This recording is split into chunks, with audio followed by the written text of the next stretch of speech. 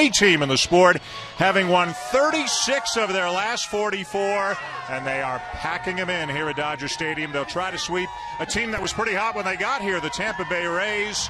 One of the big reasons why the Dodgers have been so talked about and have been playing so well, the sensational rookie outfielder Yasiel Puig, who's hitting .376 since he was called up. But let's not forget the Rays have a guy, a rookie as well, who's hitting over .400 since the All-Star break in Will Myers. We got a great matchup for you tonight on Sunday Night Baseball, presented by Taco Bell. The Dodgers, before this hot streak, were in last in the National League West, 9.5 back. Now they're in first, 7 up, winning 36 out of 44. We'll do that for you. The Rays, although they've lost 4 in a row, have still, after a recent hot streak of their own, put themselves back into contention. Right now, 2.5 back of the Red Sox and leading the American League wild card race.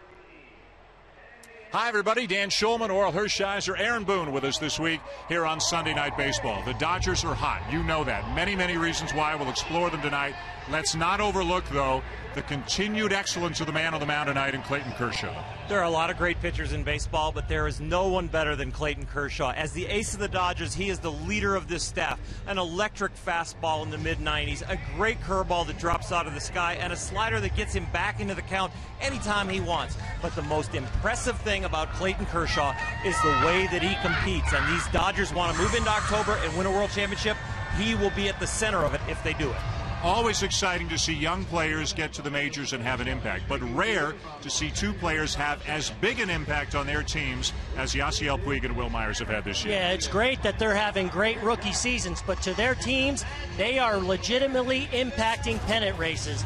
Yasiel Puig has provided energy. He has lifted the Dodgers from last place to first base with his tremendous play on both sides of the ball. And Will Myers for the Rays, he provides a legitimate middle-of-the-order bat to go along with Evan Longoria, something the Rays have never enjoyed in their long run. This should be fun. A packed house, a great atmosphere, a very hot team in the Dodgers trying to complete a sweep with maybe the Cy Young Award winner on the mound. Sunday Night Baseball is coming up.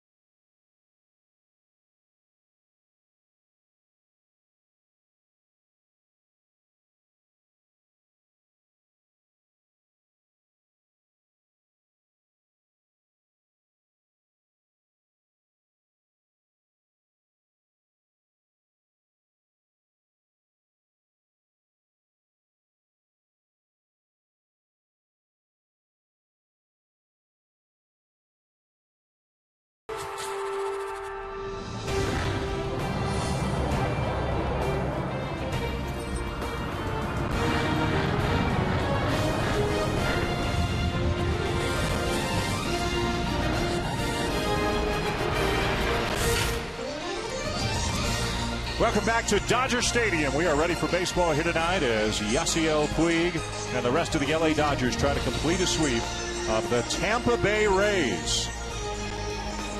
Both teams making big charges up in the playoff contention. The Dodgers are still hot. Joe Maddon's Rays, after winning 23 out of 27, have since lost 6 out of 8, but it's all a positive vibe whenever you're around Joe Maddon. As we take a look at the lineup right now for the Rays, as presented as always by Taco Bell. Will Myers moving up to the 2 spot tonight. Joe Maddon wanting his best hitters as high up in the order against Clayton Kershaw as possible. So Myers is hitting second. Evan Longoria is hitting third. And yes, the pitcher Jeremy Hellickson is batting 8th. It's all tied into the same theme, part of the puzzle. We'll explore that, tell you about it over the course of the evening. Joe Maddon is never afraid to try something different. Of course, Tony La Russa did this extensively. One of the reasons Hellickson is batting 8th has to do with who's on the mound for the Dodgers tonight, and that is arguably, Oral, the best starting pitcher in baseball in Clayton Kershaw. Clayton Kershaw, an outstanding lefty for these Dodgers. Don't be fooled by the record at 10-7. He has gotten very little run support, but that ERA leads the major leagues, not only the National League. And when you look at his statistics of what he has done over the last 3 years, this is the best pitcher in baseball. Won a Cy Young 2 years ago, runner-up last year, and certainly under consideration for the award here in 2013. Underway in LA with a first pitch strike for the Rays leadoff hitter Sean Rodriguez, who does most of his playing against lefties. Leading off, playing first base tonight. We will see Joe Maddon be as adaptable and open-minded in terms of his lineup, who hits where, Aaron, who plays where, as any manager in baseball. And Kershaw, in Joe Maddon's mind, necessitated a few changes. Absolutely, and as we've touched on, Hellickson in that 8-hole, and he just wants to stack his best right-handed hitters up at the top. Myers in that 2-hole. Nasty breaking ball for out number 1.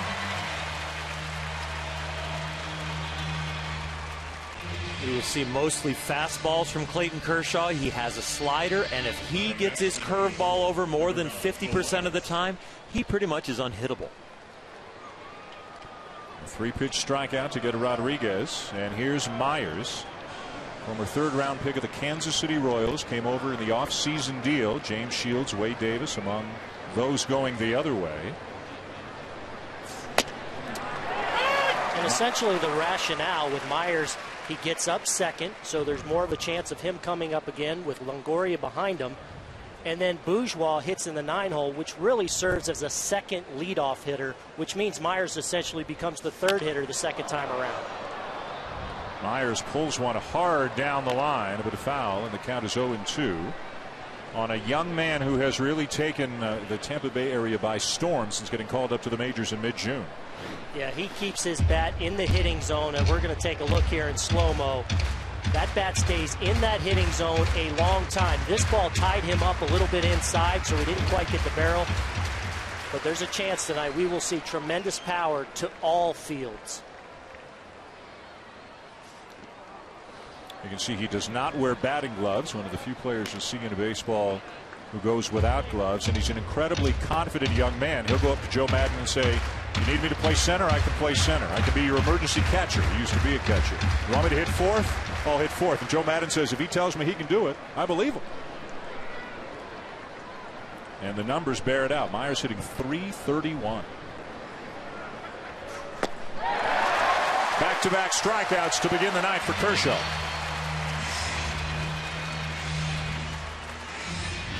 Well, the first strikeout was on a curveball that dropped out of the sky. This is the slider on a 1-2 pitch. Down and in, just disappearing. The quirky mechanics of Clayton Kershaw that bring out dominant stuff out of that left arm. And as if hitting Kershaw was difficult enough on its own, you're dealing with 5 o'clock shadows here, too. And it's going to get a little worse as the next hour unfolds. Those shadows will engulf all of home plate. And I can tell you, as a hitter, it's real. It definitely makes it tougher to hit, tougher to see that spin. And when you're going up against a guy like Kershaw, almost impossible. Longoria pulls a ground ball in the hole. Long throw. Dug out at first by Gonzalez. Gordon to Gonzalez to get Longoria. And the Rays go in order against Kershaw in the top of the first.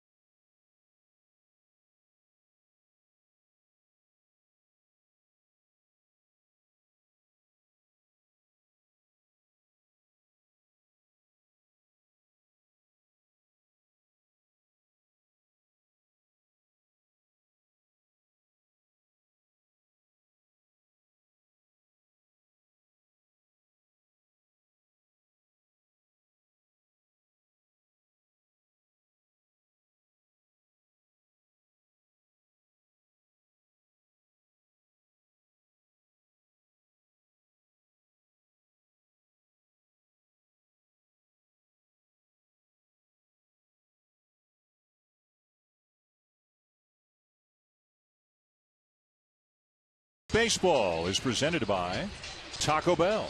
Sometimes you gotta live Mas.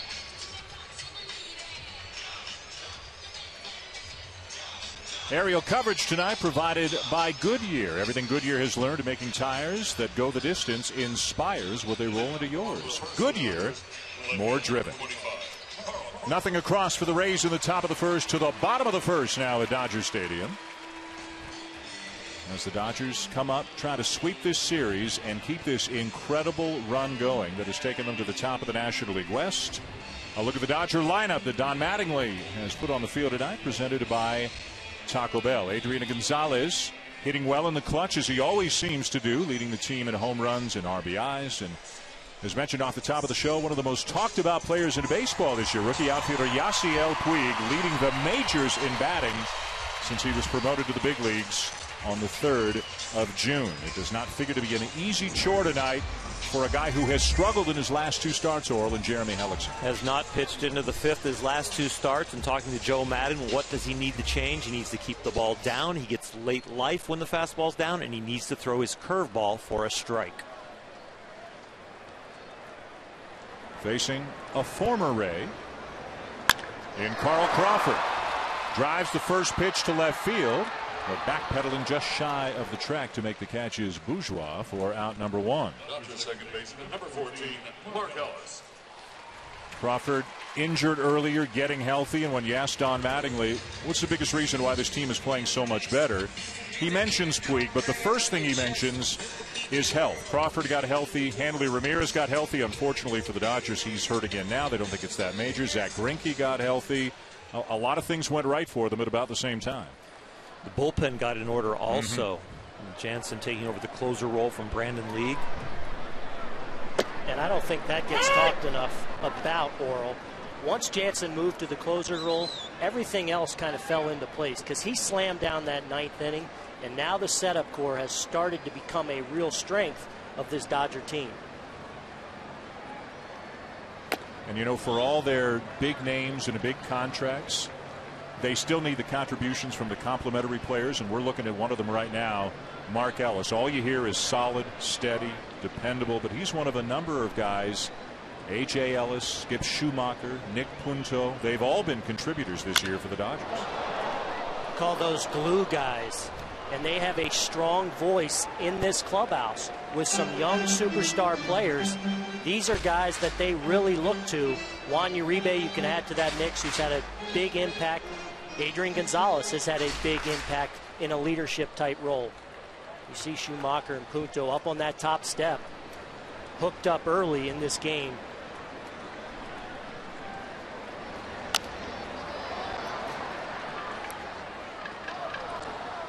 Well, the season looked like it was going to be a major disappointment. They acquired all those guys in the last year, picked up all the money in the big names, and then they went out and lost 42 of their first 72 games, and then seemingly turned it around like that. They've gone 36-8 in their last 44. And chopper up the middle, and that'll get through a base hit. No Dodger team since they came to Los Angeles has ever won 36 out of 44 games at any point in any season. And Donnie Baseball, who's as down to earth and sincere and straightforward a guy as you'll meet in baseball, but he does seem a little more relaxed than when we saw him earlier in the year and they were struggling. Early on when they were struggling, that his job was in jeopardy. And then the health and the turnaround of the bullpen. And he actually, I think, got a lot more honest with his players and about his players in the media. Here's Adrian Gonzalez. Runner at first, one out, no score, bottom of the first.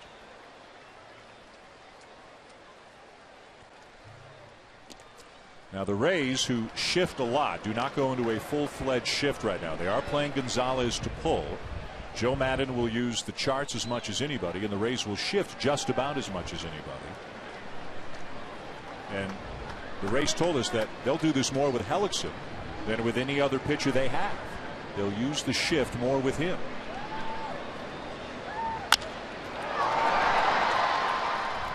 Lazy fly ball, shallow left.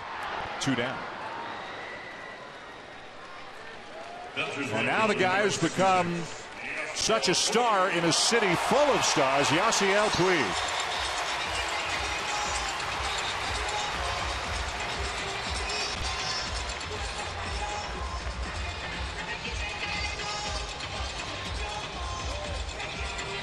Aaron, what's the first thing that comes to mind when you started watching this guy as he came up to the big leagues? His talent leaps off the screen, no question about it. I think the fun thing has been to see him start to make adjustments. Certainly the league, the pitching has changed a little bit, seeing if he would chase. He went through a little lull for a couple of weeks where he did struggle, which was to be expected. But I've been impressed with his ability to take tough pitches now. There's a good example. That is not a pitch he wants to mess with, the ball hard in off the plate. He's shown an ability to lay off that enough to get himself into some hitters' counts and really do some damage.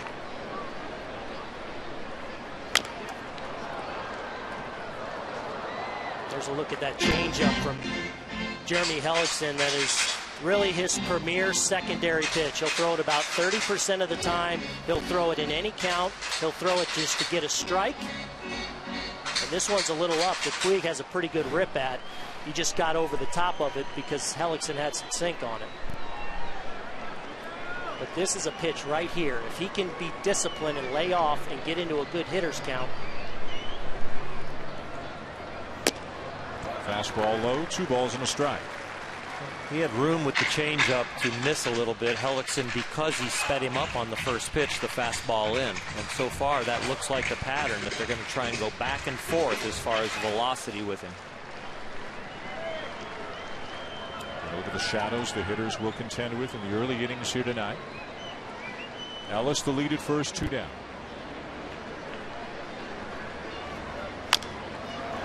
And the changeup fouled off, 2-2. 91, then 82, then back to 90, now back to 82. So they've got him in a rocking chair. And the extra special part for Hellickson right there, that changeup was down where he needs to be.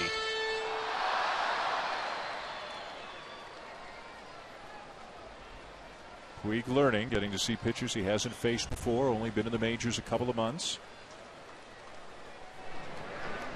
And an added element here with the interleague play, of course. Hellickson sets.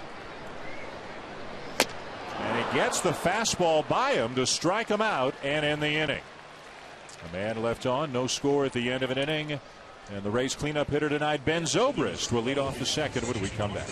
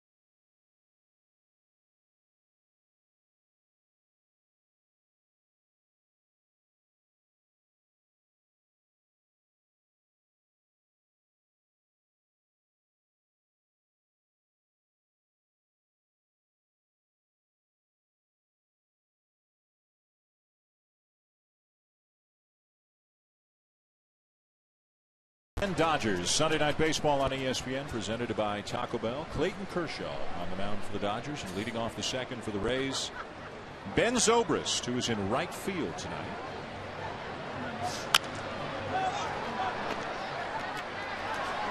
Maybe a play, and it's going to drop as Ellis and Gonzalez looked up, looked at each other, and then neither one of them was there in time to make the play on a ball that probably should have been caught. Yeah, I think it was just a long way. Not as much foul territory as there used to be here at Dodger Stadium, but you see the glance there. It's a long run for Gonzalez, and he thinks maybe A.J. Ellis may have a better play, and when he glances down, he kind of loses all his momentum and is unable to run through and make this play. But that's definitely the first baseman's ball if he can get to it. And a dangerous hitter like Zobrist gets another opportunity to count now, a ball and a strike. Zobrist has started at 5 different positions, including DH, and he's hit in 5 different positions in the batting order. They're a useful, versatile, talented player for Joe Madden. It's a 2-hopper to short. D. Gordon in time to get him one down.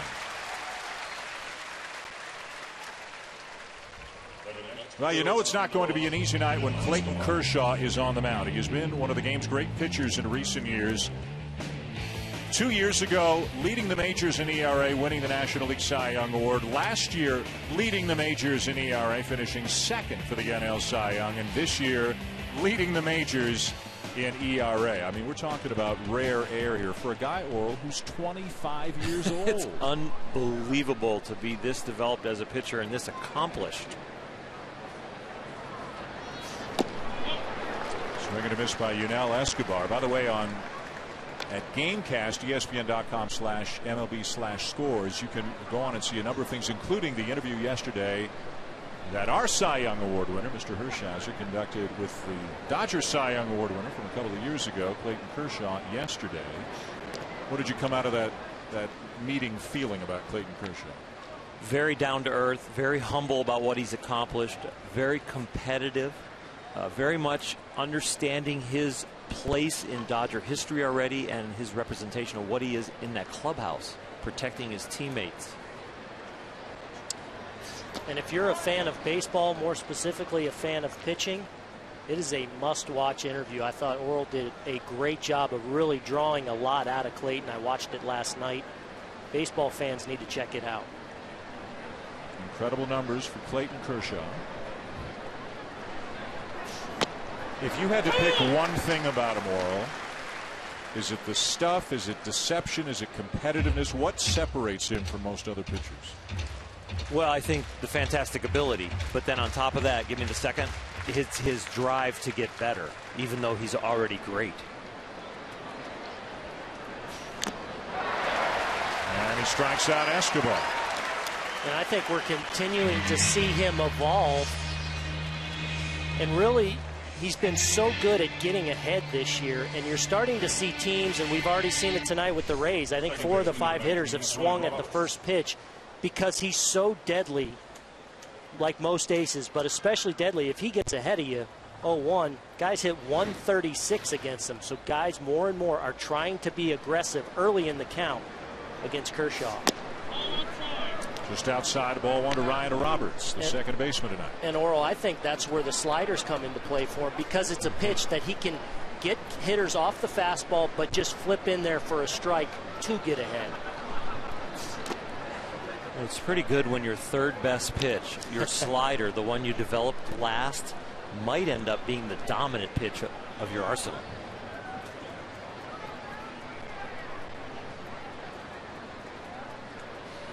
Collecting himself a little bit after falling behind 2-0. He's retired the first 5 batters tonight.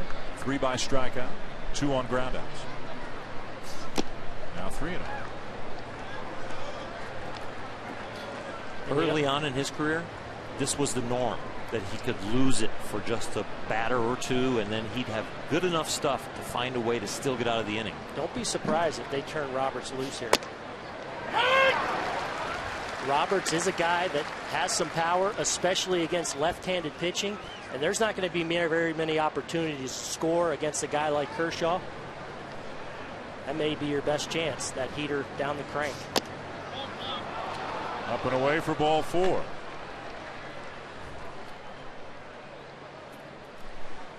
And a 2-out walk given up by Kershaw here in the second. He's only walked 37 batters. That's the 38th in 24 starts this year. There's a little false separation in Clayton Kershaw's delivery right there. He looks like he's going to separate up by the letters, but he continues down and separates down by his waist right when his leg kick kind of takes a little flick right there. And that is very deceiving to the hitter on when they should start to attack him and get their rhythm going. How hard is it, Aaron, when the pitcher, whether he's doing it intentionally or not, has a herky-jerky motion or hides the ball from you until the last possible second? Well, first off, he does both. He has that herky-jerky, which I think makes it a little more difficult to pick up your timing in the course of the game. But I was watching him just in pregame warm-ups where we're directly behind home plate. He does such a good job of getting his front shoulder in line, that ball behind him, and that ball doesn't appear to the hitter till the last second right above his hat and over his ear. So that 93, 94 to a hitter actually seems like a better fastball than even it is.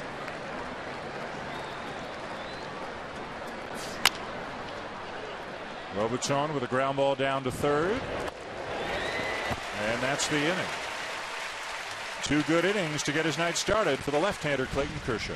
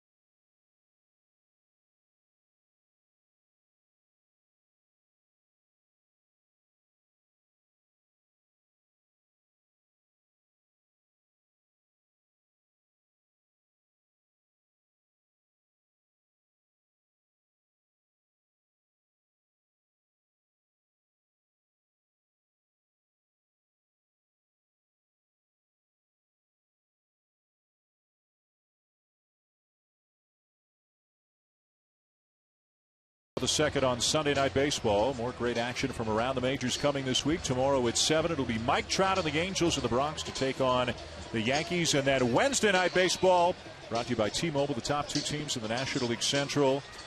Andrew McCutchen and the Pittsburgh Pirates taking on St. Louis Cardinals. Cardinals won today. Pirates lost today. So the Cardinals pick up a game. 1 week from tonight will be at Fenway. The Yankees and the Red Sox, the team that the Rays are trying to chase down in the American League East. Aaron's got a busy week. Normally a Monday guy. This week he's morphed into a Sunday, Wednesday guy. So you'll be checking out the Pirates and Cardinals.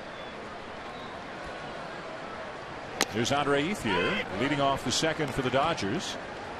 playing center field again. Matt Kemp is out again, his third injury of the season, so Ethier has moved into center. Puig's in right, Crawford's in left.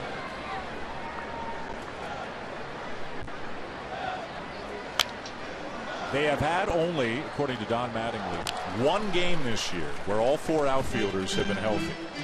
And Don Mattingly sat him down and had a talk with him and said, listen, guys, this is the way it's got to be. 4 guys, 3 spots. You get 3 hits, you play. Whoever's hot is going to play. And then that night, Matt Kemp got hurt. So they haven't really had to deal with the situation. But at some point, you would imagine, assuming Kemp gets healthy, at some point, it's going to be kind of a daily story. Who sits? I love the caveat to the conversation, which was, I don't expect any of you to be happy, because if you're happy, that means you don't want to play. So it gave them the freedom to be frustrated and to voice their opinion of wanting to play. And the normal emotion, I want to be in there.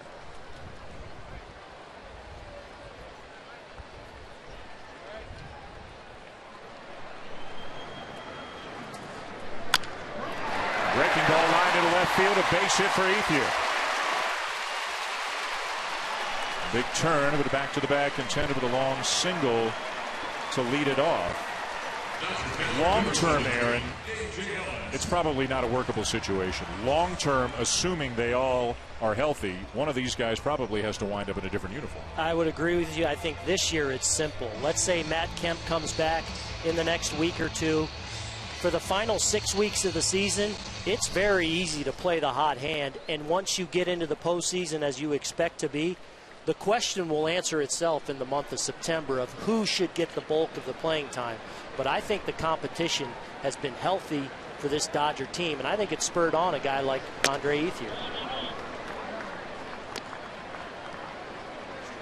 Ethier just 7 home runs this season. Over the last 5 years, averaged 21. And he's hitting .270 now. He's driven in 41 runs. Here's another one of the unsung guys on this Dodger team, A.J. Ellis. Has thrown out over 40% of opposing base stealers and sees more pitches per plate appearance than any batter in the National League. And a guy who spent 10 or 11 years in the minors, or before he got a chance to play in the big leagues. Yeah, and the real significant contribution of A.J. Ellis has been dealing with the pitching staff and being on the same page as pitching coach Rick Honeycutt. They both break down hitters very well. They know with each pitcher where to go and what to execute to get them out. There's Rick on the bench. Outstanding lefty in his own right. Well, he pitched forever. Huh? He was around a long time. He pitched as a great starter. He's pitched as a reliever. He's done a great job as the pitching coach here of the Dodgers. They've led the league in ERA many times under him, and he really doesn't get enough credit for what he has accomplished here. Spent 20 years in the big leagues, Rick Honeycutt did.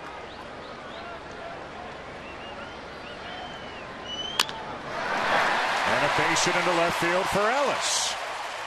And the Dodgers with something cooking here in the second.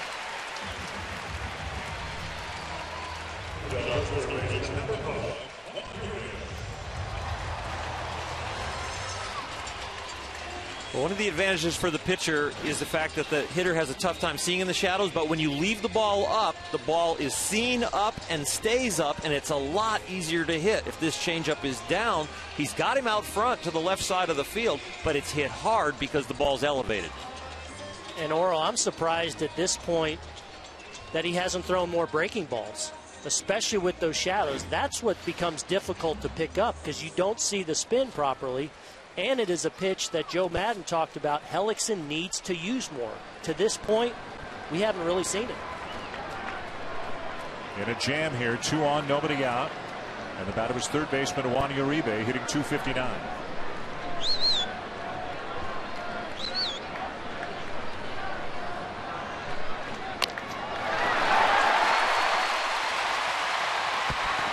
Close, but out at first as Uribe bunts the runners up to second and third. Surprised? Well, I was surprised the way Jeremy Hellickson fielded the bunt, but I wasn't surprised with the bunt. I don't think that was a sign from Don Mattingly. I think it was done on his own. Uribe Made a nice bunt, pushing it over there, but the way Hellickson comes off the mound and then goes bare hand, he could have definitely used the glove, and I'm surprised the glove wasn't involved at all. It looked like it was taped to his side. I don't like it. I think you got a pitcher that's had a couple of tough starts. You got him possibly on the ropes with the 8-9 hitter coming up. You got a chance to throw a crooked number up there in the second inning with the best pitcher in the game going. I think you swing away. That's why I'm asking. You got a sub-200 hitter here in Gordon, and then the pitcher coming up.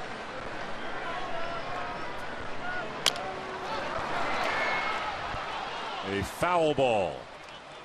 D. Gordon blessed with great speed, as fast as anybody in baseball, but has struggled for consistency both offensively and defensively in his time with the Dodgers, and has spent more of this year at AAA than in the big leagues. And this is a confusing at-bat for a young player. Hitting in that 8-hole, you have first base open. Really not sure how they're going to attack you. Are they going to pitch you like a middle-of-the-order guy, or are they going to really come after me?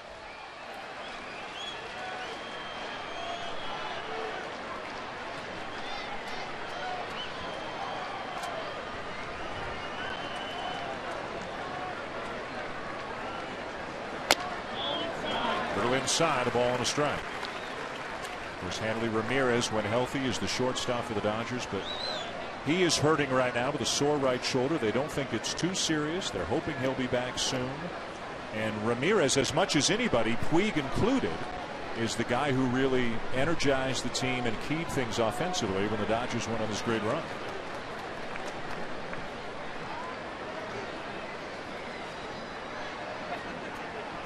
Pitch out. Thinking maybe a squeeze is on.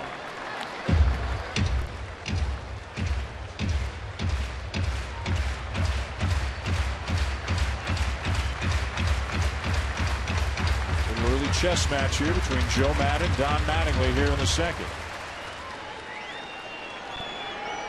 Ethier the runner at third. A.J. Ellis at second.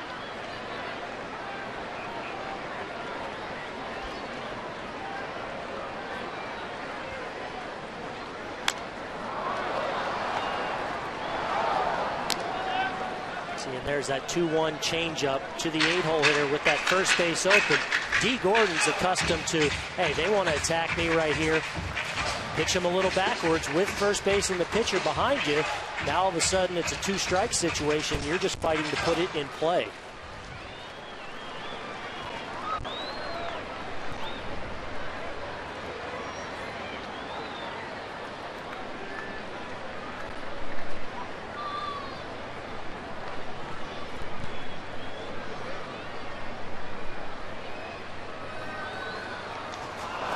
Chases a breaking ball in the dirt.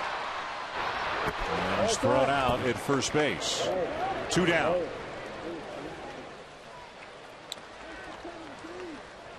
Well, that was a very sharp curveball right there. So now Kershaw's up, hitting 132 this year, 7 for 53. He's got 1 home run.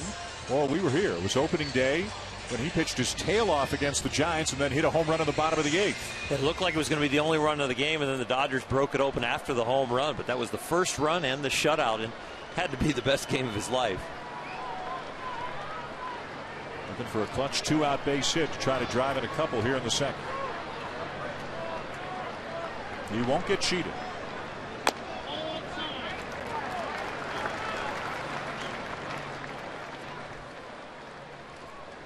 The Dodgers have one of the game's great hitting pitchers in Zach Greinke, who's 15 for 39 this year, hitting .385. Don Mattingly raving about his hitting ability. And Kershaw pulls one into right field, a base hit. 1 run home. 2 runs will score as Kershaw gives the Dodgers a 2-0 lead.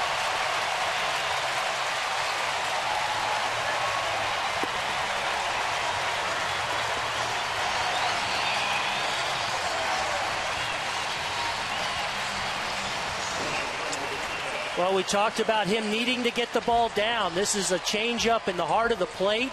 It stays up enough, and Kershaw hammers it into the hole on the right side. You see that front side clear, and a nice flat swing in the zone, head down. And you can see the bench going crazy because they know they got their horse on the mound, 2 runs. That bodes well for the Dodgers. They got their horse on the mound and at the plate. Back to the top of the order for Carl Crawford.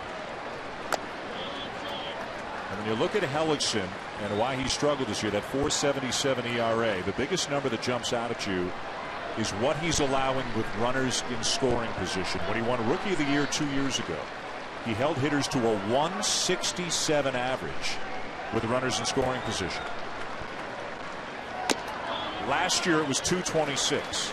This year it's 323. When he gets himself into trouble, Oral, he has not been able to make the pitch he needs to get himself out of trouble. And the other thing, he has improved in strikeouts per 9 innings every year, and he has improved in walks per 9 innings, coming down every year. But in the key situations, like you said, Dan, he has really struggled.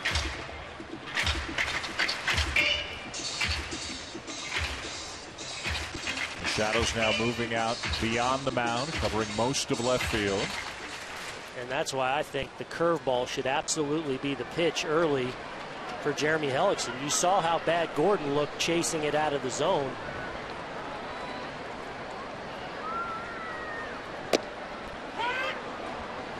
How does it work, guys, when a manager says he's absolutely got to use his curveball more, but then it doesn't happen in the game? Ultimately, does Hellickson still have complete control, or does he have to execute what his manager and pitching coach tell him to do?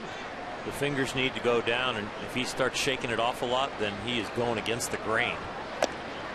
I haven't seen a lot of shaking on the mound, so I think this is a communication problem right now between the manager and the battery.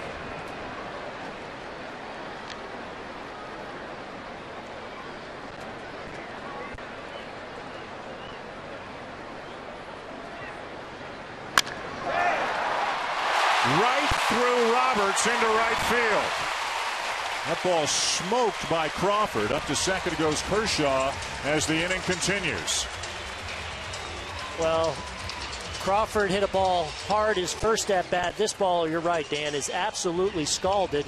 And again, falling behind in the count, 3-1. He comes with the fastball right down the heart of the plate. And Carl Crawford stings it.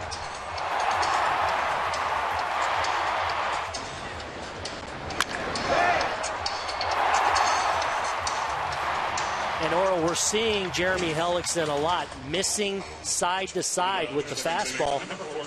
Joe Madden talked about needing to get the ball down and not worry so much about the edges, but let the action of the pitch work down in the strike zone.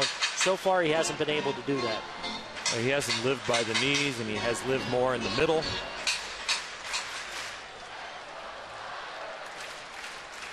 It has scored a base hit for Crawford. 2 runs on 4 hits this inning for the Dodgers. The big hit, of course, the 2-run single by Clayton Kershaw. And here's Mark Ellis, who had a base hit his first time up.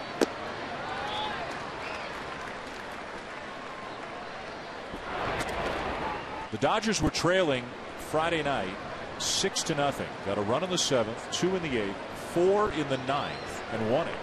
Then they won 5-0 yesterday. Now they're up 2-0 here tonight. So they have scored 14 unanswered runs since the 7th inning of Friday night's game. And the way things are going for them right now, any opponent, any score, any situation, they think they're going to win every night.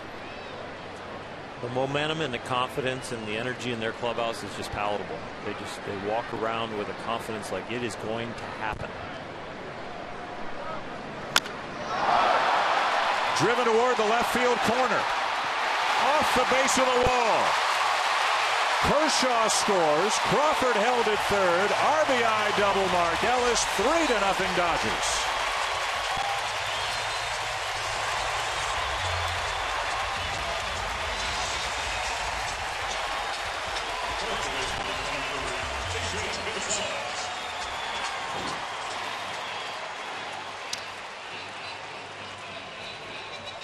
Well, another pitch up in the strike zone, thigh high on the inner half of the plate. You see Ellis get that foot down plenty of time, pull the hands in, and hammer another mistake pitch from Jeremy Hellickson.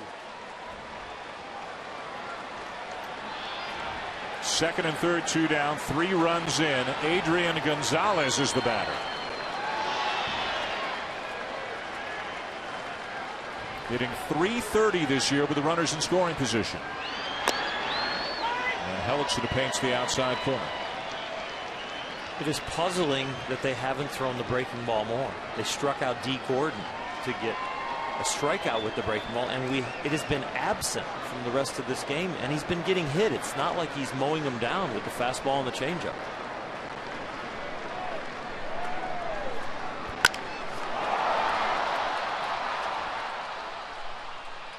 Out of play down the left field line. I mean, this is a hard time to break it out with a man on third, and the one that you've thrown so far in this game was a bouncer. You're going to have to trust your catcher, but coming off of a high fastball right there, you could go with a balanced breaking ball right here if you want to start working it into your game.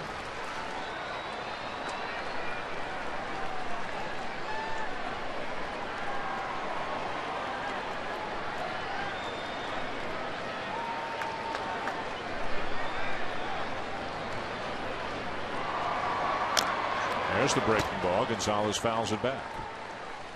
And it's an elevated breaking ball, but with a man on third is just not the confidence. If you've thrown a few, you feel like I can throw this down by the shoe tops and not really bounce it. But that one was your 0-0, 1-0, get back in the count breaking ball for a strike. It's not the 0-2 put away, 26 pitches in this inning. I got to get us in the dugout breaking ball.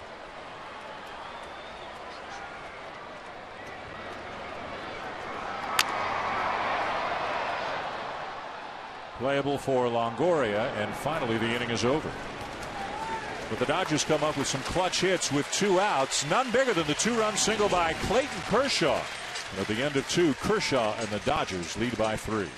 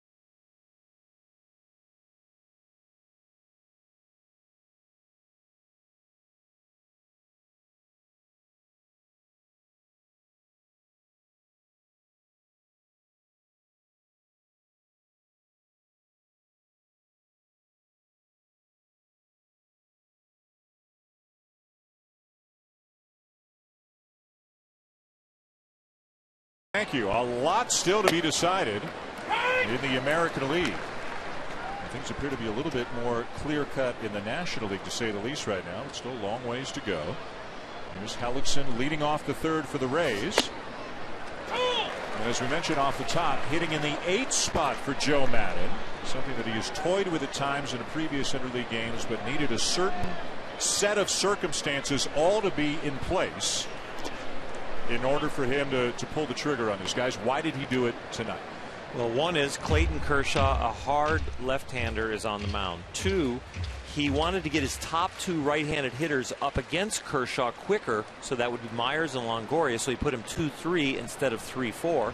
And then he has a good right-handed bat to put in the 9-hole to be a secondary leadoff hitter, so that if he has to hit for Hellickson, who has not gone deep in the game earlier, he can hit for Hellickson and get another right-handed bat in. And he has an extra right-handed bat in the 9-hole that gets runners on quicker for Myers and Longoria the next time around in the order.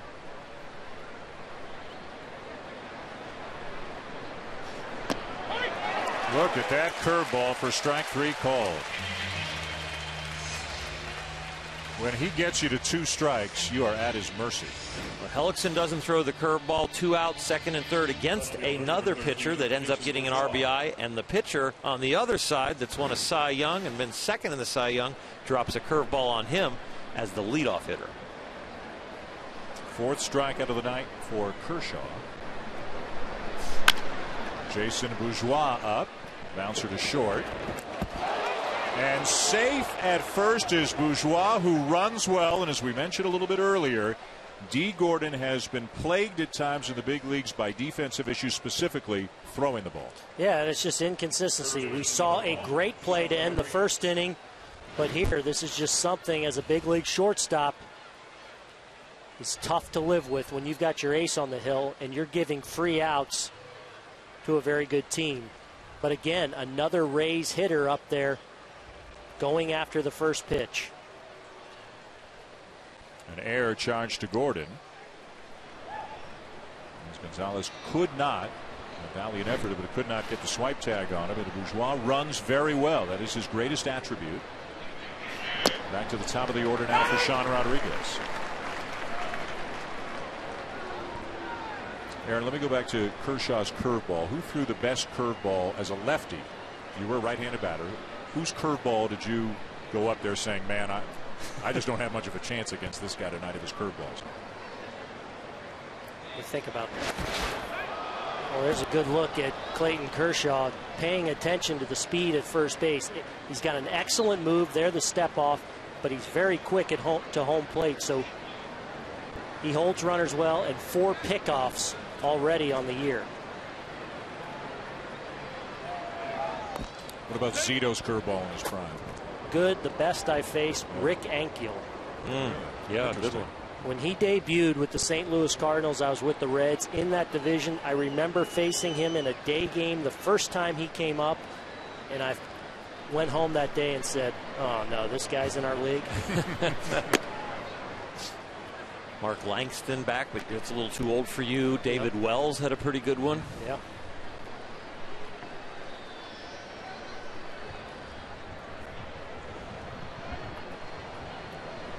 Myers waiting on deck. 3 runs in the bottom of the 2nd for the Dodgers. 2 of them driven in by Kershaw himself. Ground ball to short. Gordon the second one. On to first. Double play. Inning is over. Yasiel Puig to lead it off for the Dodgers when we come back.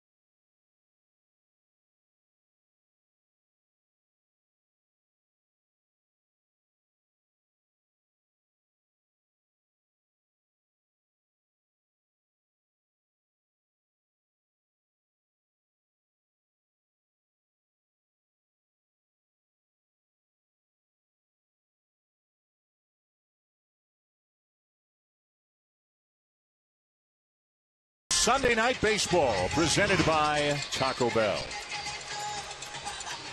Bottom of the third here at Dodger Stadium, and the Dodgers up 3-0. They've already beaten the Rays Friday night and again yesterday. Yasiel Puig struck out his first time up, leads off the third against Jeremy Hellickson. That's a fair ball. On his way to second, and he'll be in there without a throw. Stop. Yeah. Boy, he slowed down and then sped up as if trying to decoy somebody. You can't take anything for granted when he's out there. A first pitch changeup here from Jeremy Hellickson. He leaves this ball up in the zone again. It's kind of a changeup that stays up. And remember, Puig saw it a couple times in his first at bat. Goes to school on it, recognizes it, gets through it, and hammers it down the left field line. And here you see a good look at the speed. And one thing you got to love is he does always play hard, always going hard. And right here, yeah, that's when the Dodger dugout holds their breath when they see him start it back up and think about getting a little tricky out there. You keep waiting for that prolonged slump where pitchers make an adjustment and he goes, you know, he has a week where he goes 1 for 20 or something like that. He had one little valley, but then he got hot again and he's hitting over 370. You're talking about a couple of months. Bullpen now busy for the Rays. Ethier lifts a fly ball to right field. Puig tagging and advancing to third.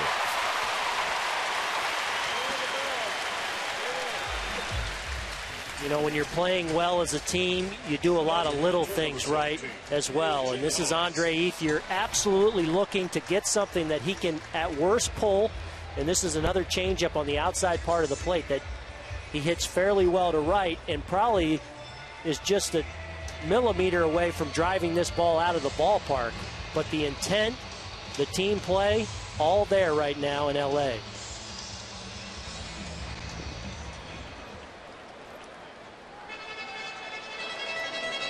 Left-hander Alex Torres is now up in the pen for the Rays, a guy who's been pitching brilliantly. Gave up 3 runs Wednesday at Arizona, but before that had only given up 1 run in 34 1/3. And the pitching coach, Jim Hickey, is back out to the mound. Talk a little strategy and also probably buy some time for Torres. You're right, Dan. It's a stall tactic to get some warm-up tosses down in the bullpen for Joe Madden and Tampa Bay. They're going to bring the infield in here because you're playing against Kershaw on the mound, who's got a no-no going right now. And you know it's going to be a tight game, and you're going to need as few runs as possible. You know, Hellickson right now, I guess you'd kind of say he's the 3 or the 4 right now in the Tampa Bay rotation. They've had some off days. They're going before guys, but Alex Cobb could be back in a few days, and Matt Moore could be back in a couple of weeks. And this rotation may have a different look for the Rays in the next couple of weeks. Hellickson has had 2 subpar starts in a row. Before that, had been pitching well. This is his 3rd consecutive rough outing. Curveball low to A.J. Ellis with the infield in for the Rays.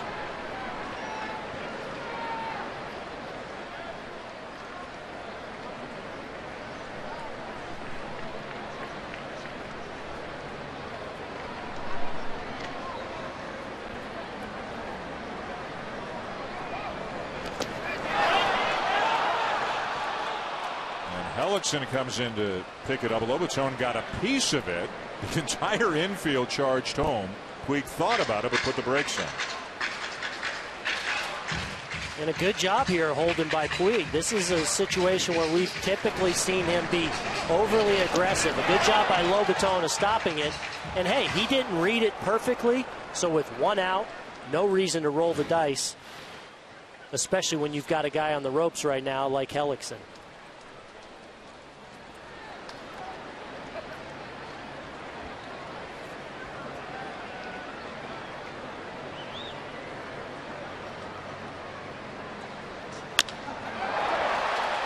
In the air to center and plenty deep enough. Myers the catch, Puig the tag, Ellis the sac fly. 4-0 Dodgers.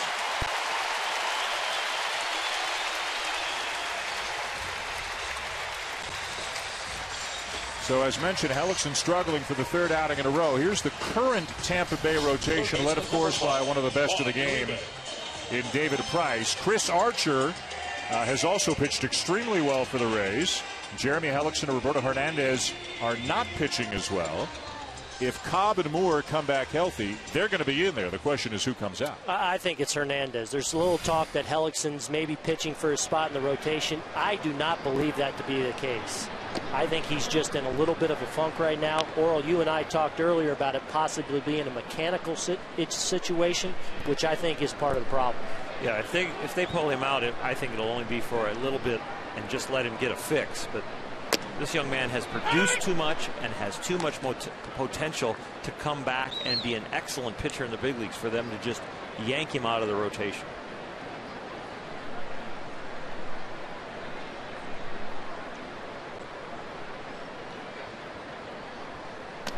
It's amazing, though, how a team that is able to spend as little as the Rays are, how they can have something that every other organization wants, and that's depth of pitching.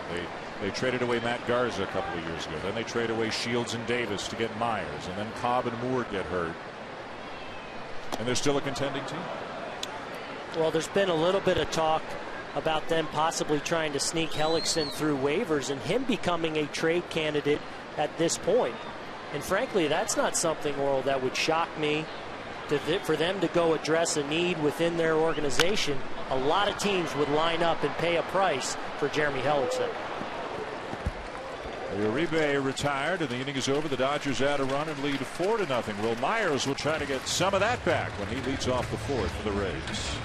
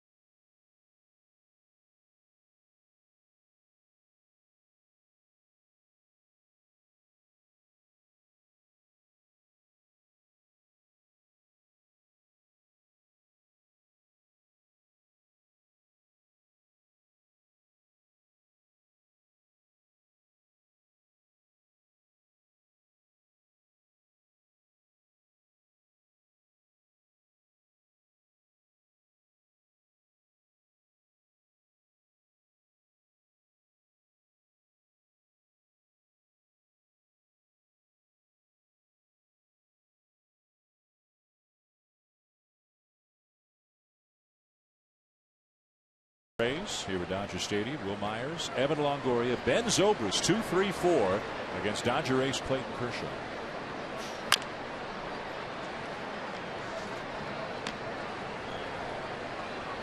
Myers last night had a streak of 22 consecutive games reaching base snapped. Still has the best batting average in the American League since the All-Star break.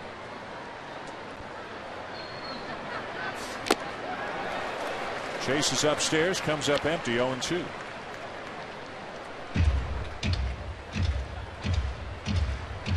Kershaw through 3 innings has walked a batter and struck out 4.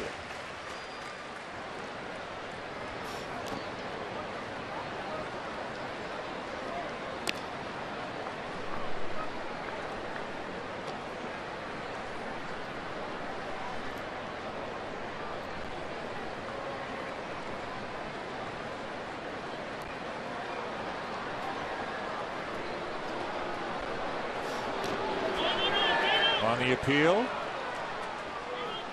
he did not go. It's 2 balls and 2 strikes. Wow. Clayton Kershaw certainly thinks he went, and from up here it looked like if he'd have made contact, it would have been a double.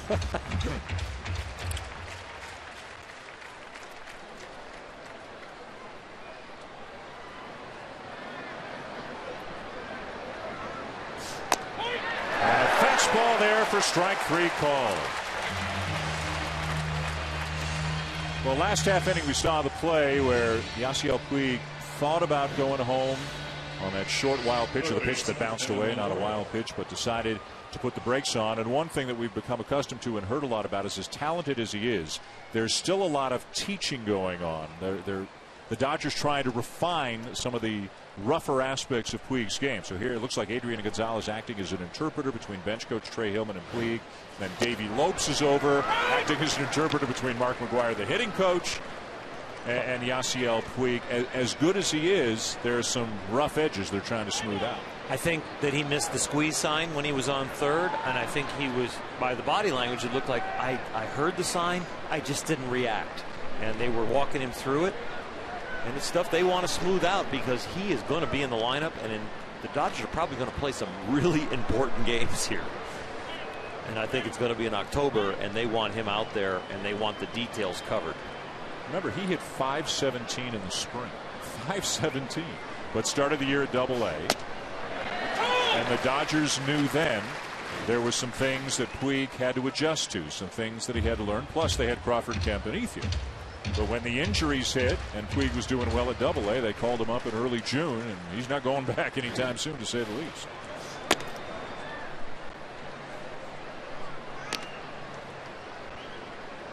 And he's got a chance to be the National League Rookie of the Year.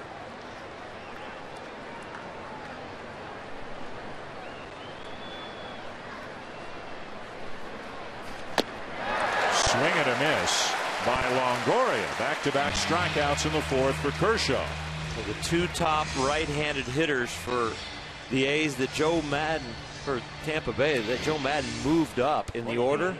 They go down on strikes. Clayton Kershaw, wow. The leverage from high arm slot, that torque, that fastball, driving it inside to the right-handed hitter.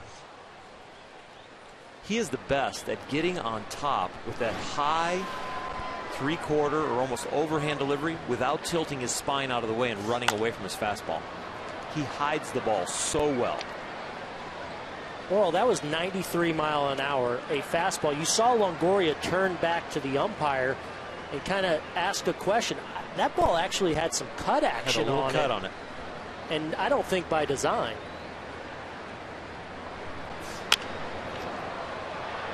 Zobrist gets jammed, and a sliding, tumbling catch out in center by Andre Ethier to end the inning.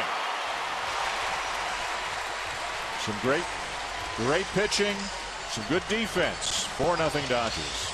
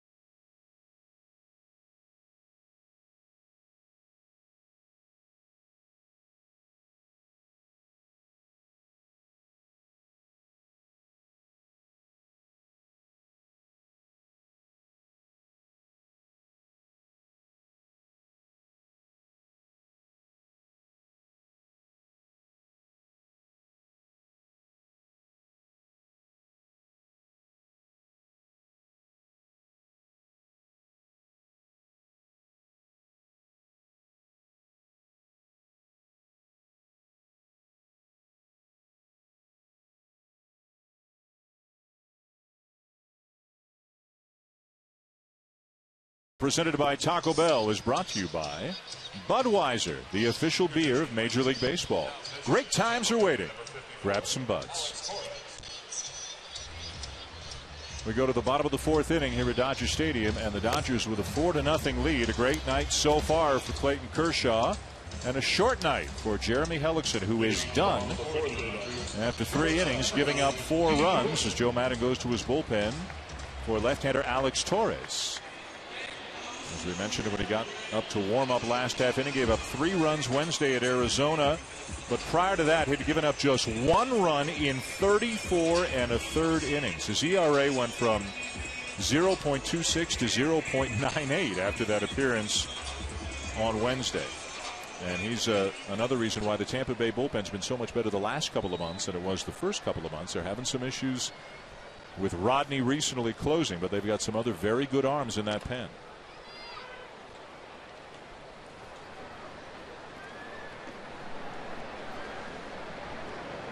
D. Gordon, Clayton Kershaw, Carl Crawford, 8-9-1 for the Dodgers.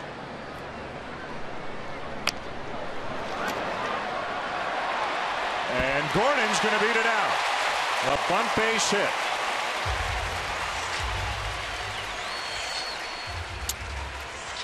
Well, good job by Gordon here leading off, but if you're Alex Torres, you can't go after this ball. Once it's popped up and you know it's spinning and the speed of D. Gordon, that ball's going to go foul.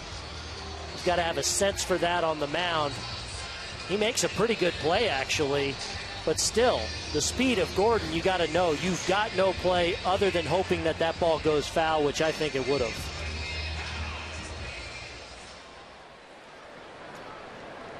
So now Kershaw, who had a 2-run single his last time up, is up there in a probable bunting situation right now. He's got 7 sacrifices on the season.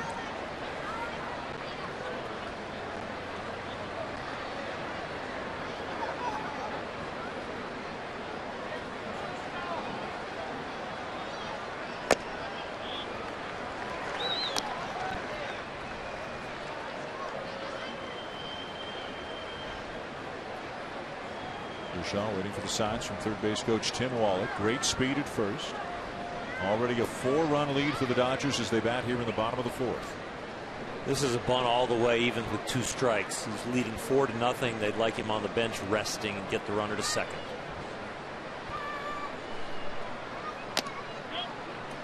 And he bunts through it, 1-1.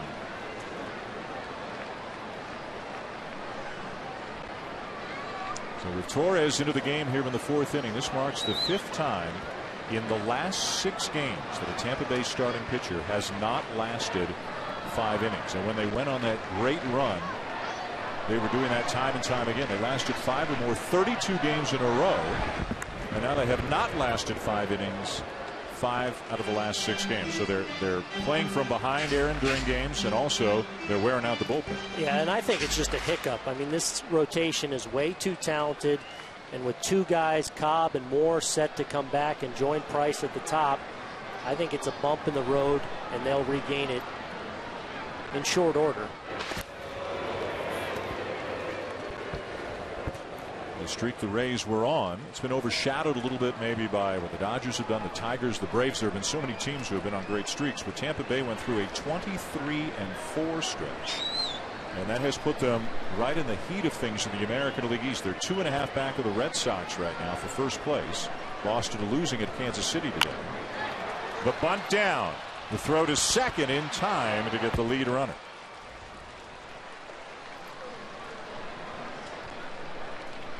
Guys, I think this may very well be the best Rays team that Joe Maddon's had in what's been obviously a very productive run.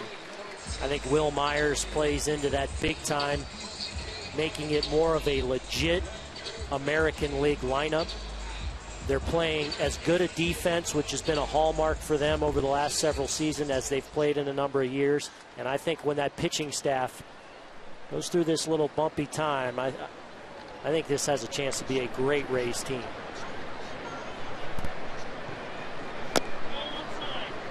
Ball went outside to Carl Crawford. Of course, everybody would love to win the division, avoid the wild card game. Tampa Bay's made the postseason 3 times in the last 5 years. Right now, they are in possession of the first wild card spot in the American League. As mentioned, they're just 2.5 back of the Red Sox for first in the East.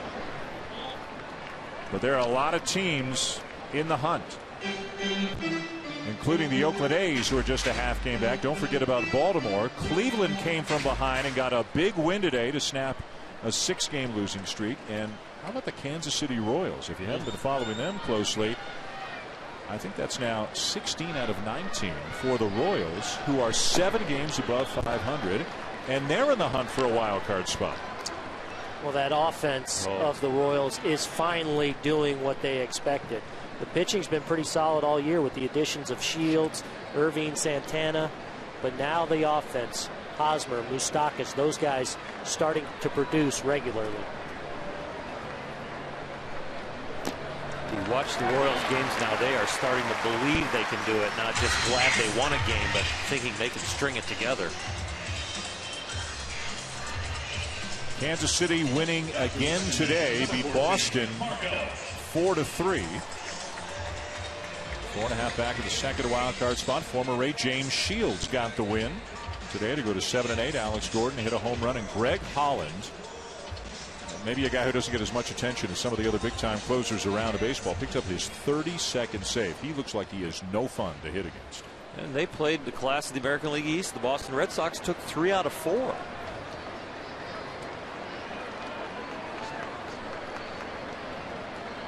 First and second, one out. Here's Mark Ellis.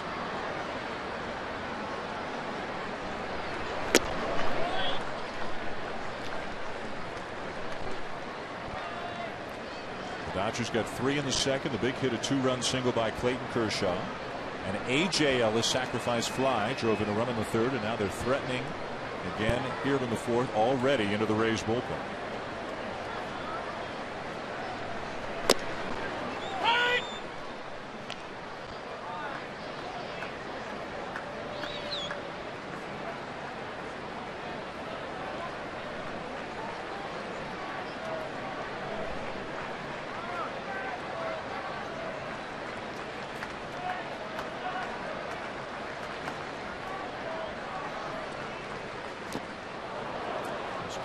Good looking slider that Torres has right there. 1-2 the count on Ellis. His slider and his changeup look an awful lot alike. Sometimes he cuts the changeup and sinks it, and the slider also bites. He's got really nice arm action with both pitches.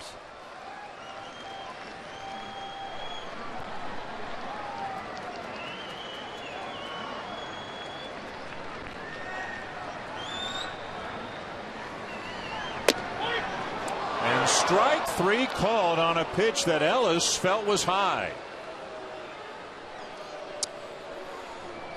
Well, Doug Eddings, typically a bigger strike zone, and this ball looked up to us from up here and starts up and out of the zone. You see Lobaton bring it back down, but I think clearly that's a little above the zone. Ellis just kind of shakes his head like no way, but there's a lot of guys in retirement thinking about coming back if they're going to play that strike zone. The 2 down in the inning now, and here's Adrian Gonzalez 0 for 2. Driven to deep right center field, off the base of the wall. 1 run home, and a second run will score as well. Another big 2-out hit for the Dodgers.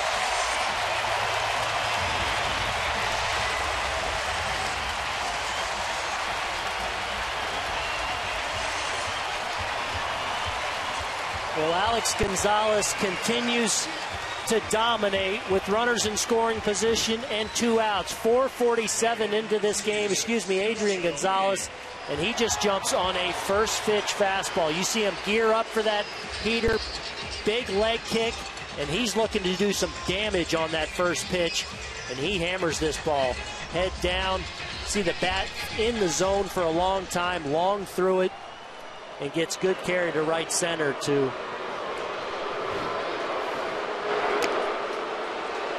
And now with 2 outs at the base open, Yasiel Puig is going to be intentionally walked.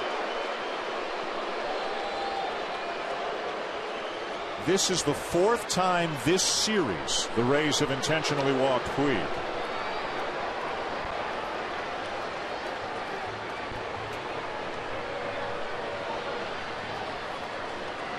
Can't argue with the rationale with the base open and the left-hand hitting Ethier out there.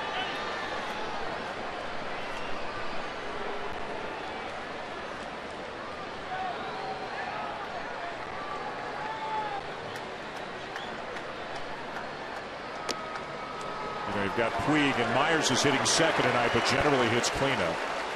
2 rookies hitting cleanup for contending teams. Pretty amazing. It is amazing, the ability they brought to the game. And as we glance there at Clayton Kershaw, when you have this kind of lead and him on the mound, he's already crossed the plate twice himself. He was a hard luck loser in his last outing. The Dodgers didn't score for him, but here they're getting some runs, including the ones he's driving in himself. 6-0 LA, 2 on, 2 out. Ethier's 1 for 2. You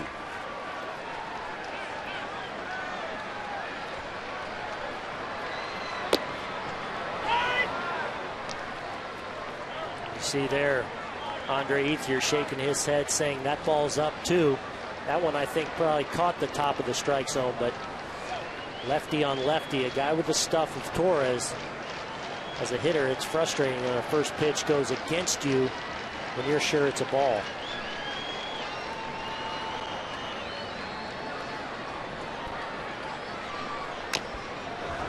Ethier has struggled against left-handed pitching this year. So once all the calls on the corners that he can get to go his way, just 228 on the season against left-handers. Well, that's something that's become an issue for him the last couple of years, to the point, talk of him maybe becoming a platoon type guy, but he's been a little better of late against left-handed pitching, having much more competitive at bats. But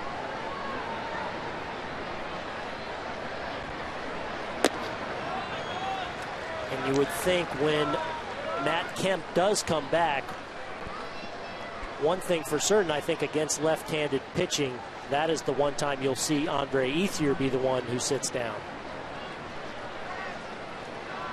Matt Kemp on the DL for the 3rd time this season.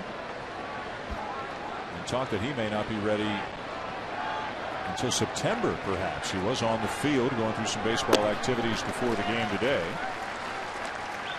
If Ethier sits someday when all 4 are healthy, he'll be a great left-handed bat off the bench, and also a great defensive replacement for Carl Crawford because of the stronger throwing arm to put out in the outfield. So you could end up with the Dodgers in a lead in the bullpen game for LA with a lead with Ethier, Kemp, and Puig in the outfield as defense.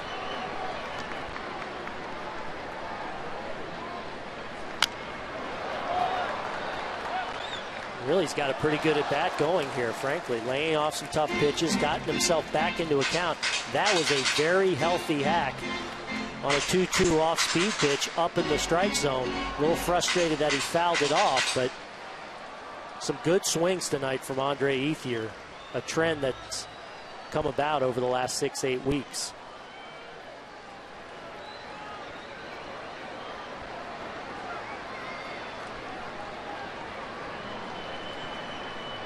Again, the 2-2. And he stays alive.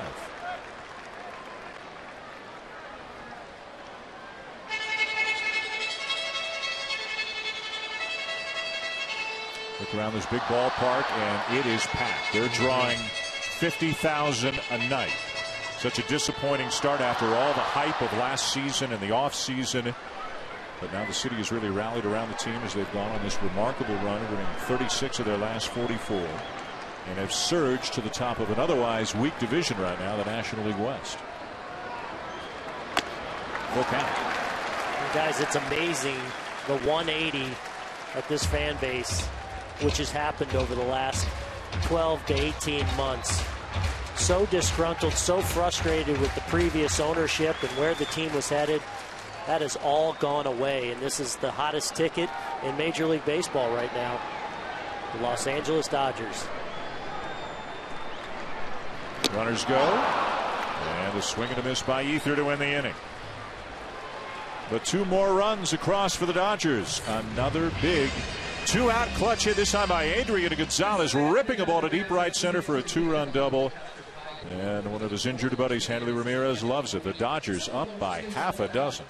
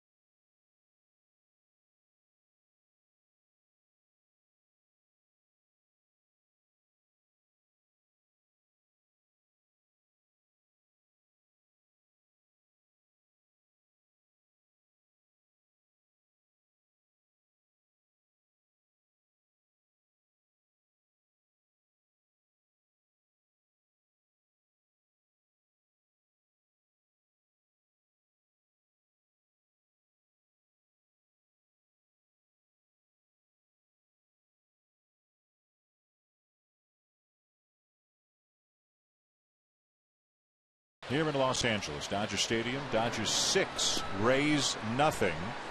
As we go to the 5th inning, and Clayton Kershaw's been on top of his game. 4 innings, 1 walk, 1 batter reached on an error, which immediately erased on a double play, and 6 strikeouts for the major league leader in ERA coming into the game tonight in Kershaw. Came in with a 1.91 ERA. And he misses high ball 1 to Yunel Escobar, the Tampa Bay shortstop, who struck out his first time up. Escobar will be followed by Ryan Roberts and then Jose Lobaton.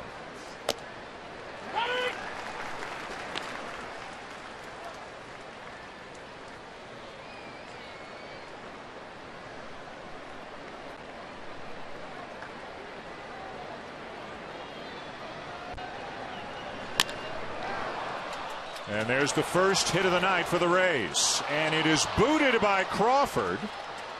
So it'll be a single and an error. Escobar into second to lead off the inning. Between innings, we had a chance to catch up with Dodger manager Don Mattingly. Don, there aren't very many certainties in baseball, but you've got to feel pretty good when you send Clayton Kershaw out there every 5th day. Well, you feel pretty good that he's going to get you deep into the game. The one thing we haven't did that we're doing tonight is score for him, so it feels good to get him some runs, make it a little easier on him, but he's going to pitch the same way. He'll keep attacking the whole time. Exciting, Yasiel Puig. Did he miss a sign on that possible squeeze? I don't know how you miss it when the third base coach tells you to go. Maybe there has to be some communication issues there, but yeah, so he missed it. All right, Don, thanks very much. Good luck. All right. Well, I can tell things are going well when in the middle of a game Don Mattingly can laugh about a situation like that. They're up 6-0 and they're winning almost every single night. But again, in almost every single game, guys, you see some of the brilliance and talent and potential of Yasiel Puig, but you also, as we mentioned, see the rough edges that have to be smoothed out by this Dodger coaching staff. Roberts with the ground ball to short. And Gordon's throw in time to get him one down. Let's take another look at what we now know for sure was a missed sign, verbal or otherwise, at third by Puig. Tim Wallach down there, right there in his ear prior to the pitch, telling him to go, and A.J. Ellis squared around late, so you know it's not a safety squeeze. And then they a little chatting with Davey Lopes and Mark McGuire, and Adrian Gonzalez and Trey Hillman, the bench coach, also had a chat with him before that one. He brings them to their feet, cheering, and he makes them roll their eyes sometimes. Jose Lobato on the batter.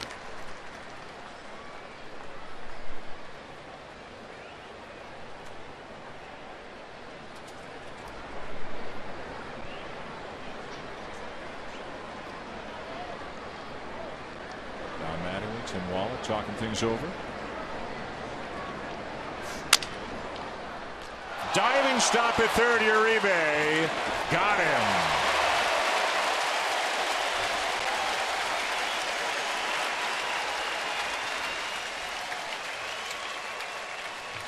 Well, if nothing else, Uribe has provided stability at third base. Really took over the position over the last 6 weeks, playing regularly.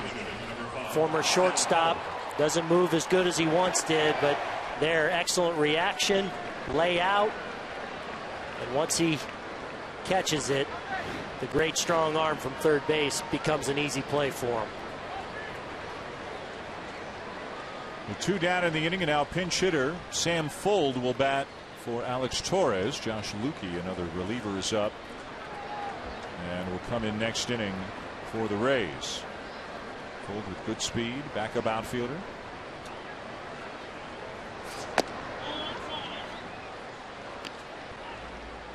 There's Lukey.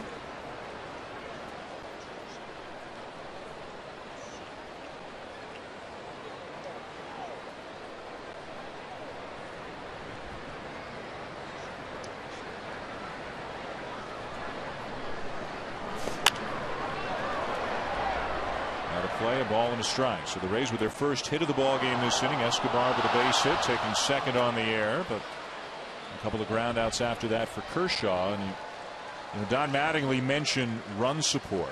Jeremy Hellickson came in getting great run support, 10-5 with a 4.77 ERA. Kershaw came in 10-7 with a 1.91 ERA. How misleading can wins and losses be, depending on how much run support you get and how your bullpen does after you exit the game? And Clayton Kershaw has improved every year. He's getting more efficient, competing against himself as far as throwing more strikes. The run support this year has not taken him away and gotten him frustrated. He looks at himself to try and improve, not worrying about what the team is doing.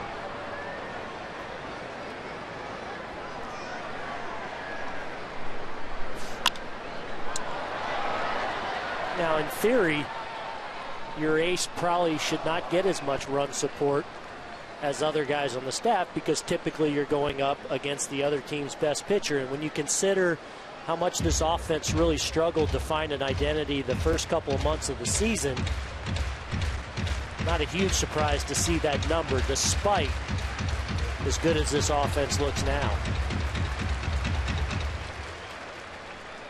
They're scoring runs for him tonight. 6 already, and a 6-0 lead for the Dodgers here in the 5th inning. There's Gonzalez, Puig and company, and Kershaw himself. He's got a 2-run single.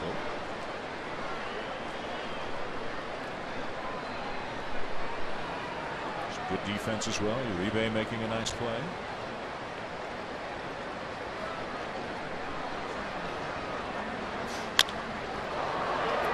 Golf to right. Past a diving Puig into the corner. Escobar will score. Fuld is on his way to third base.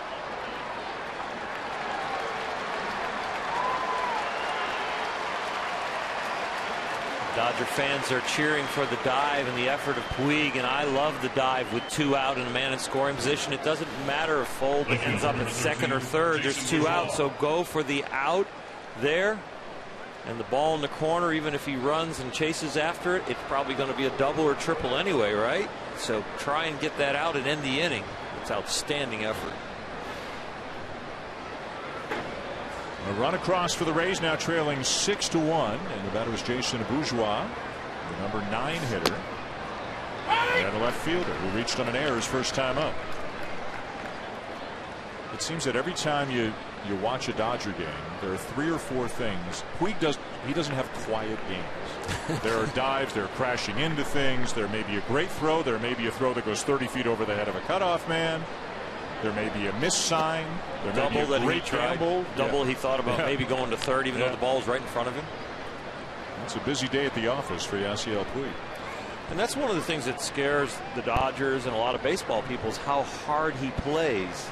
And it's exciting to watch on a daily basis, but the wear and tear, and then not having him in the lineup, if that wear and tear builds up and turns into an injury, that's what people worry about.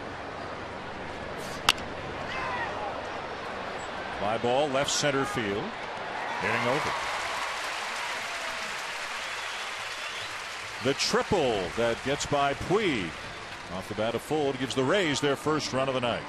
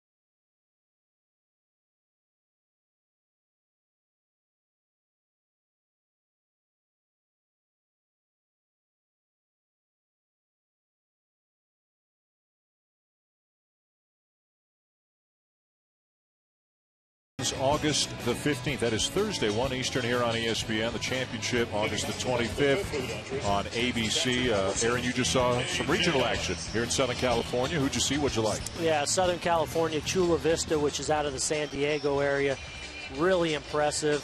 3 of the last 5 Little League World Series champions have come out of the West Regional. They're going to be formidable again, Norrell. I've done it a lot, 8 years so at Little League World Series. It has to be on your baseball bucket list to go to Williamsport and watch these guys. I went a couple of years ago just for fun, just to watch the games and saw like 6 games in 2 days or something, and it's great.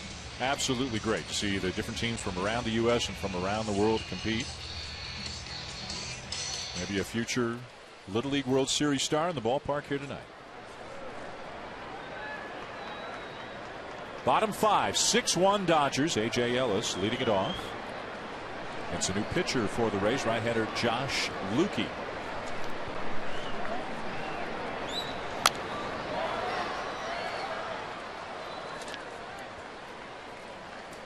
Lukey, the 3rd pitcher of the night for Tampa Bay already. Hellickson went 3, gave up 4 runs. Alex Torres gave up 2 in his inning of work. 14th appearance of the season for Lukey.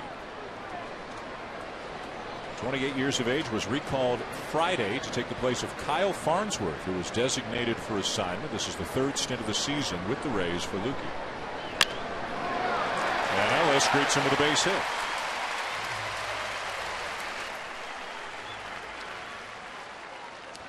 Aerial coverage on this beautiful night provided by Goodyear. Everything Goodyear has learned to making tires that go the distance inspires what they roll into yours. Goodyear, more driven. Oral, on a night like this, weather's beautiful. You get some good memories of your days when the team is good and the ballpark is full. Get some good memories of your time here. It's pretty energetic in this place, and the fans are very well supported. They get the reputation of coming late and leaving early, but when there's exciting baseball in this ballpark, they are the best around. Batter is Juan Uribe. As a visitor, Aaron, to this ballpark, was it any different than any other ballpark for you? My favorite place to come play. Really? And as an infielder, infield is pristine. I was talking to Oral before the game. It's fast. The ball stays down. This is one of those places you call special.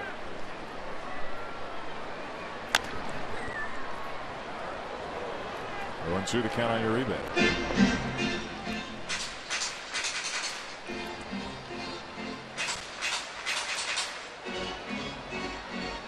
The Rays try to avoid their 5th consecutive defeat. For a few weeks there, they were as hot as anybody, the Dodgers included. Have lost a couple in Arizona, have lost the first 2 here, and trailing by 5 tonight. Nifty backhanded stop there by Lobaton. Well, that's Mookie just spiking that split-fingered fastball that he has. Just over yanking it, and kind of a do-or-die attempt at it for Lobaton. Really no chance to shift his body over in front of it. Kind of makes a nice play on the in-between hop.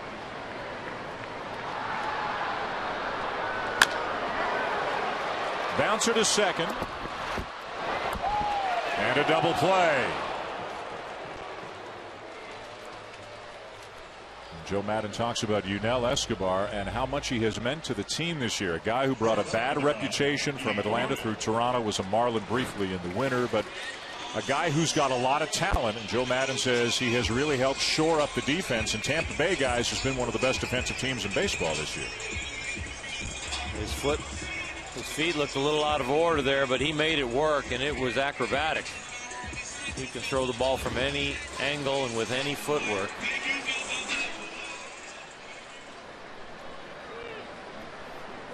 So just like that, 2 down, nobody on, and here's Dodgers shortstop Dee Gordon.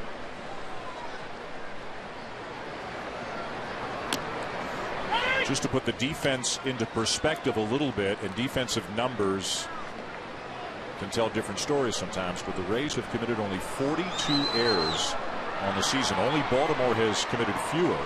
Both of those teams are on pace right now to commit fewer errors than the Seattle Mariners of 2003, who hold the all-time record by having committed just 65 errors in a season. Now, there's more to defense than just errors, obviously. There's range and many other things, but this is a pretty impressive group defensively. And Joe Maddon talks about the analytics of who they bring in. They bring in people that defense matters. That is part of their equation. They can't afford usually the 40 home run guy, 110 RBI middle of the bat guy. That's Longoria and hopefully Myers now for them. But when they put the pieces around those key ingredients, they look for gloves as well as key ingredients to a bat, a certain thing. Is it a power bat that can pull? Is it an on-base guy that walks but doesn't hit for a lot of power? We don't have to spend as much for that. But he says none of it works without pitching and defense.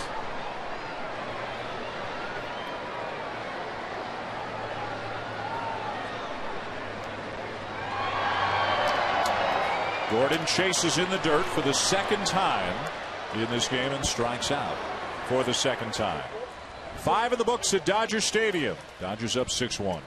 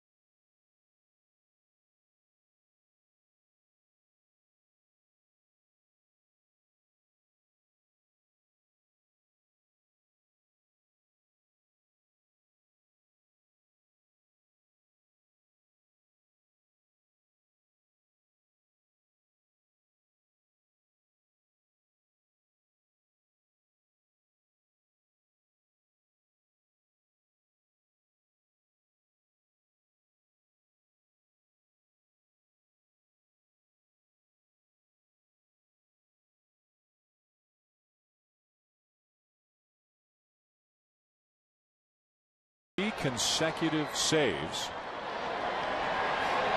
But the Yankees win today 5-4. They need every win they can get if they're going to try to chase down teams like the Rays and the Orioles and the A's and try to get a wild card spot in the American League. Top of the order for Tampa Bay: Sean Rodriguez, Will Myers, Evan Longoria here in the 6th. Ball and a strike to count. Left-hander Clayton Kershaw on the mound for the Dodgers. He's given up just a run on 2 hits through 5, and he has struck out 6. Big bouncer to short. And another wide throw by D. Gordon, who has committed his 2nd error of the game.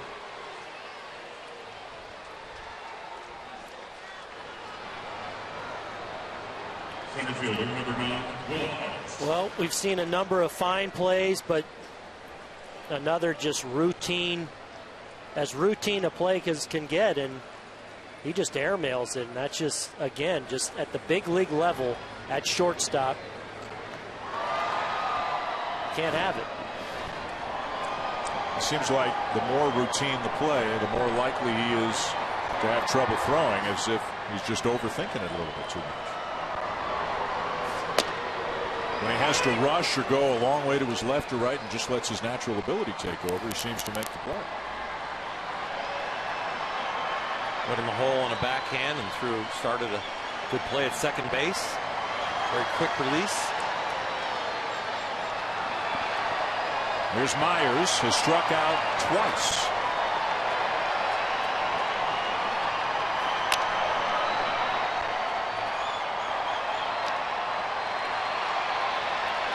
Nick Punto has done the bulk of the shortstop play with Hanley Ramirez still injured. Getting a night off tonight. You wonder, even in a 6-1 game, at some point, Orel, you may see Punto enter this game just to shore things up. With your ace on the mound, you just don't want those free outs.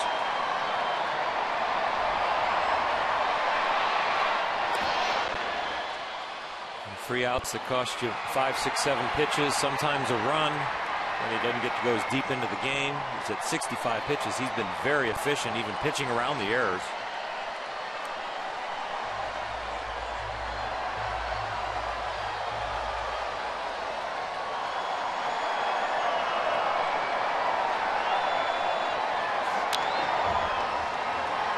One of the things that Kershaw does so well, not only pitching around some of the mistakes of his fielders, but left-handers that get right-handers out.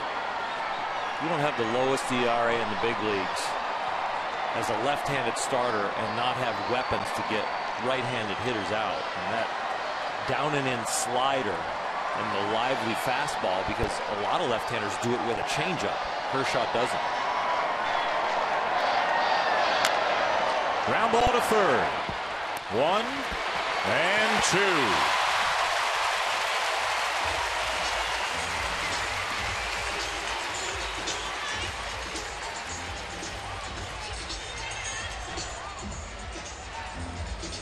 Let's take a look now at Hot Zone, brought to you by T-Mobile. Clayton Kershaw has dominated today, and facing another right-hander right here. You see the blue is below 250, and the only place that right-handers kind of hit him a little bit is up and out away from them, and then middle in. 350 and above in those 2 little red spots, and all the rest of it pretty much blue below 250.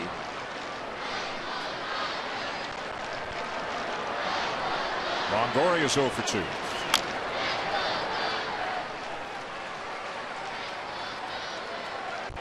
One of the interesting things about the great run that the Rays were on is there was a time, if Longoria didn't hit great, they just weren't going to score enough runs to go on a run like that. But he's been in a slump. He's hitting under 200 over the last 6-7 weeks, yet they still had that 23-4 stretch because the pitching was so good, the defense was so good, and Will Myers was hitting about 400. And that's why I like this team as much as I've liked any Rays team in the past. If Evan Longoria struggled for an extended period, the Rays struggled. Not the case anymore. Obviously great starting pitching, defense, but Will Myers' dimension in the middle of this lineup, and now it's provided some length. Escobar, who we've talked about on defense, has been a good offensive player, hitting down in the order. Zobrist and his versatility. Desmond Jennings, injured right now, has had a nice year coming on. So it's just a lot deeper lineup in Tampa all of a sudden. Inning over on a strikeout number 7 on the night for Clayton Kershaw.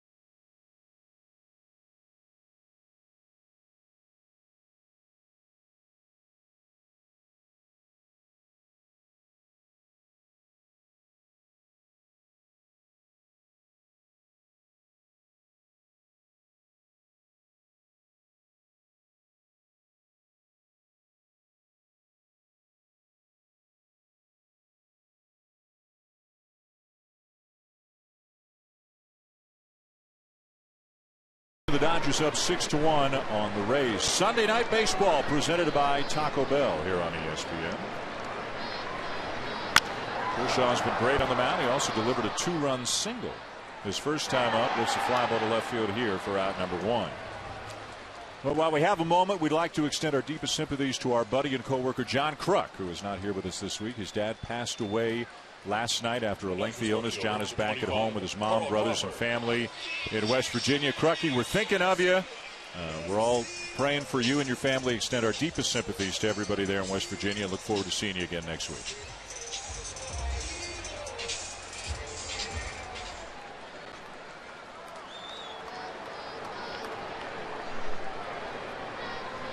Back to the top of the order for Carl Crawford.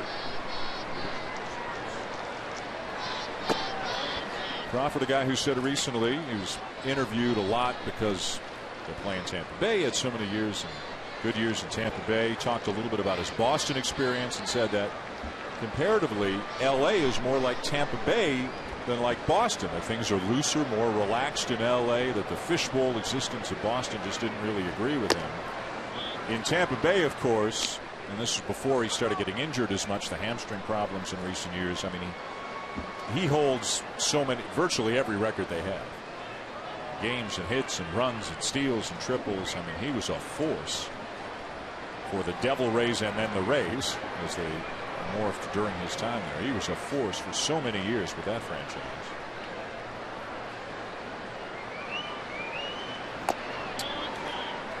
And he seemed to do more of his damage against the Red Sox than just about anybody else. Didn't he have one game where he stole 6 bases against Boston? And the Rays just tormented the Red Sox, and you can see what Crawford did in his time down in Tampa Bay. You know, he's really earned the respect and admiration of his manager with his work ethic. I don't think Don Mattingly realized what a focused, how hard Carl Crawford works all the time. In fact, he's had to talk to Carl about backing off a little bit. He'll be in the cage and hit so much to the point of, you know, get a little sore or have some back issues at times. Longoria up with it, and not in time. It'll be an infield hit for Crawford.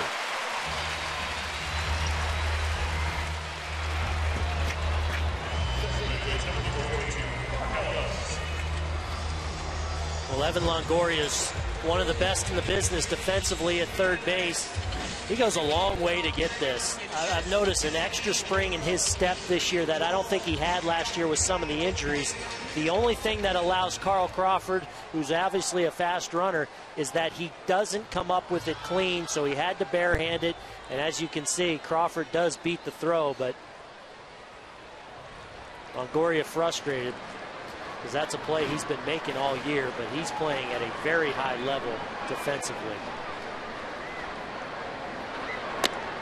Now ball one high to Mark Ellis. Ellis 2 for 3, a single and a double and a run driven in.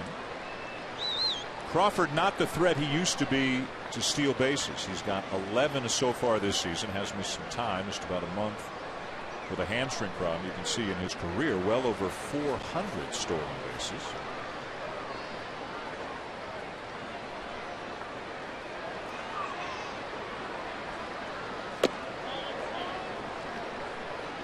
Had as many as 60 in a season and 50 or more 4 other times as a member of the Rays.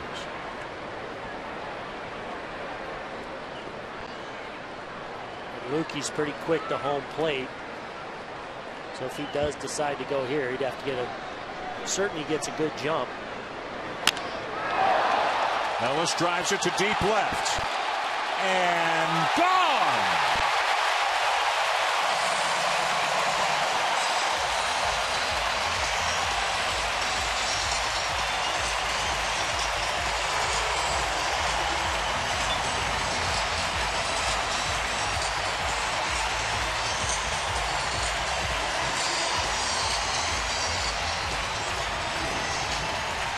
Well, it's just a fastball center cut, a little bit down in the zone, and Mark Ellis knows right away. He just puts his head down and goes into his trot. And the Los Angeles Dodgers, as they slowly get healthy, you see the full extension there. Ellis not a big guy, but this a no-doubter to straightaway left field. As the Dodgers continue to get healthy, this is a scary-looking train coming down the tracks right now. Even scarier when Clayton Kershaw's on the mound and Greinke's on the mound and Ryu, the way he's throwing the ball. They might have the best 1, 2, 3 of the possible playoff teams. And then if this offense is in gear and we get the defense solid, get Hanley back at shortstop.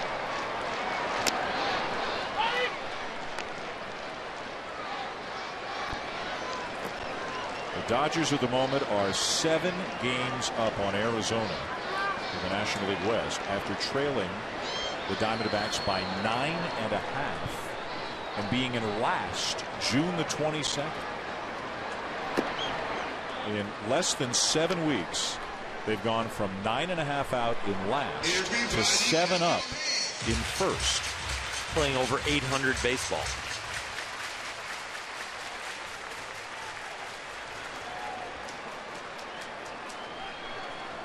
That guy's a big reason, but as we mentioned, there are so many others. Hanley Ramirez until he got hurt. The contributions of some of the bench players like Punto and Schumacher. Greinke getting healthy. You talk about Hanley Ramirez over this hot streak. He has the triple crown on the Dodgers. 44 games, he leads in batting average, 354, 9 home runs, 29 RBIs. They have missed him. There's Matt Kemp.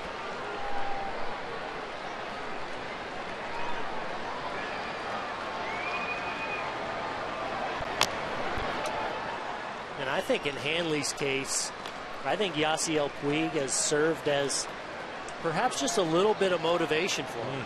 I think Puig was getting all this attention, and not that Hanley was jealous of it by any means, but I think it made him say, hey, everybody, I am a big-time talent that's getting healthy.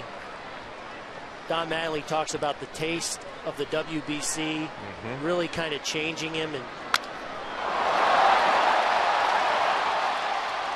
Gonzalez driving a changeup to deep left center, but caught by Myers on the track, 2 down. And kind of sharpening his focus of really being all about winning. He got a taste of that in the WBC. He's playing like it. He's got the credentials when he's healthy. He's got the credentials to be one of the top players at his position in baseball. He said every day he's been healthy, he's been locked in. The biggest issue for him is just staying healthy. And I'm not shocked, frankly, by the offense. I got to play with Hanley in 2007, and he's as good a talent as there is. Where I questioned going into this year was, would he be able to handle shortstop defensively still? And I think he's answered that question. I think he has played really well. He's making all the routine plays. He's showing good range. As soon as he gets that shoulder right, he'll be back in that lineup. They love his leadership and his energy now, and he's become a cheerleader and a team guy. And there were questions about the attitude, but there are no questions now.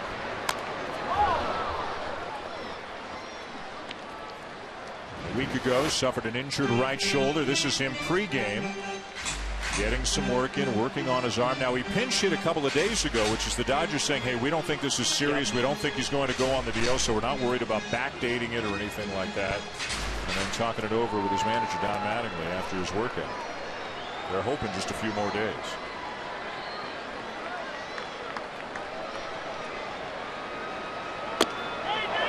Yes, he did. Puig strikes out and the inning is over, but not before the Dodgers add to their lead with Mark Ellis's 6th home run of the season. And the Dodgers continue to pour it on against Tampa Bay, now leading 8-1.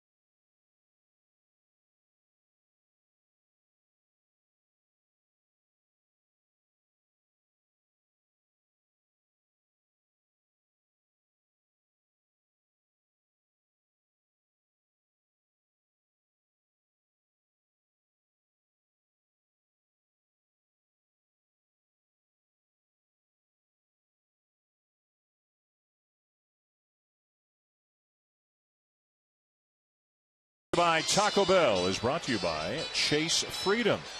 Get your cash back. Go to chase.com/freedom and activate bonus cash back today. The retired number of one of the great left-handers in baseball history, Sandy Koufax, who had 5 or 6 years, a run of 5 or 6 years back in the 60s. As good as any pitcher has ever had. And then he retired at the end of that run, at the end of 1966. His elbow was just so bad that he decided that it was time to hang him up.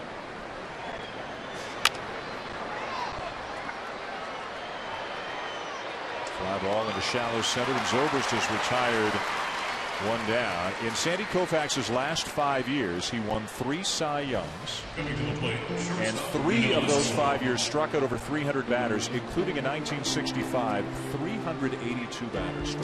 Completed 27 games in each of his last 2 years of the majors, and then retired because of the elbow trouble. And obviously, he is known as one of the great left-handers of all time.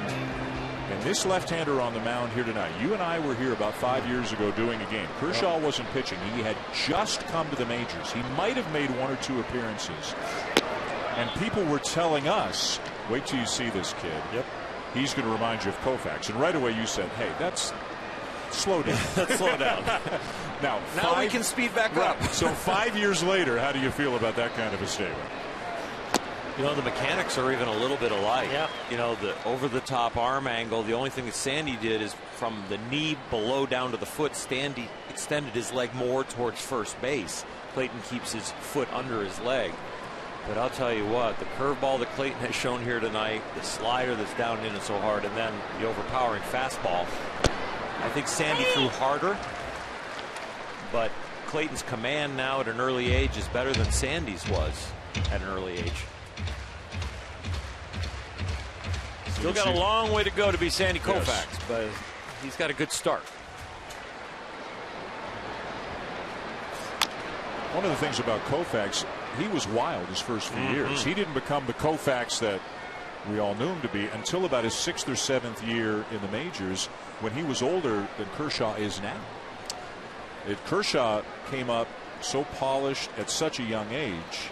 He was so good at 21, 22, 23. Koufax didn't become Koufax till 27, 28. Well, I think his continued development of his slider has been truly remarkable. And we've talked about it tonight. His ability to get ahead with that slider.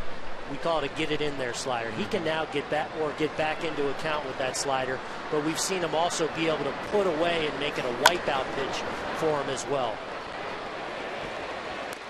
Gordon will make this play, and again, that one's a little bit more challenging than the 2 he's thrown away tonight. 2 down in the inning. How about this? Since 1920, the live ball era, 1,000 or more innings, 100 more starts. Koufax has the 3rd best ERA. Whitey Ford's got the 2nd best ERA. Clayton Kershaw has the best ERA of any pitcher since 1920 who has thrown at least 1,000 innings and made at least 100 starts.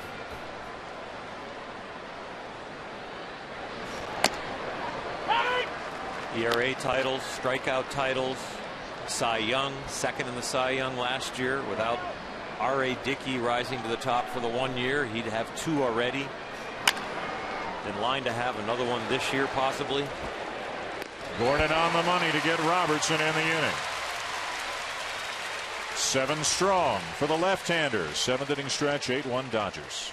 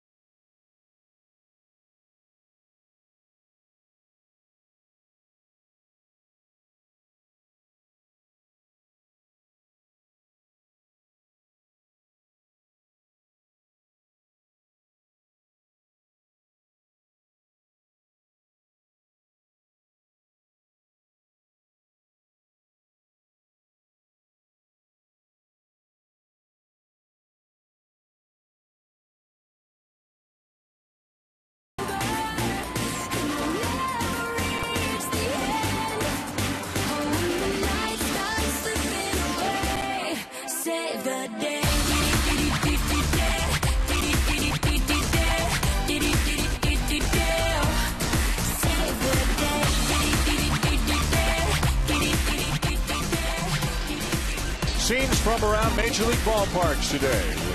We'll be here on the final game of the evening. Sunday Night Baseball coming your way from Dodger Stadium as we go to the bottom of the 7th. And the white-hot Dodgers up 8-1, trying to sweep the Rays and try to win for the 37th time in their last 45 games. Changes for Tampa Bay. James Loney, the former Dodger, is into the game at first base. Joe Madden with a double switch here. Sean Rodriguez moves from first to second. And the new pitcher, who is batting in the 6th spot where Ryan Roberts was, is left-hander Cesar Ramos. So Loney down in the 9 spot right now for the Rays. Andre Ethier leading it off for the Dodgers. He's 1 for 3.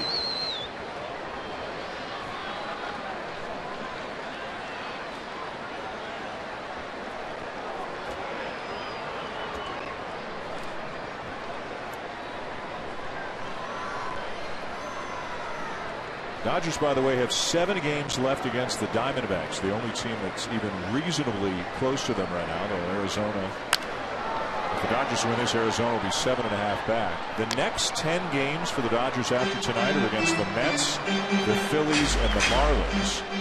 Only 13 of their last 45 games are against teams above 500. My, how things have changed for this team in the last couple of months. As bad as things looked early is as great as they look right now. And a bouncer, Ethier, finds Loney, who finds Ramos covering for out number 1.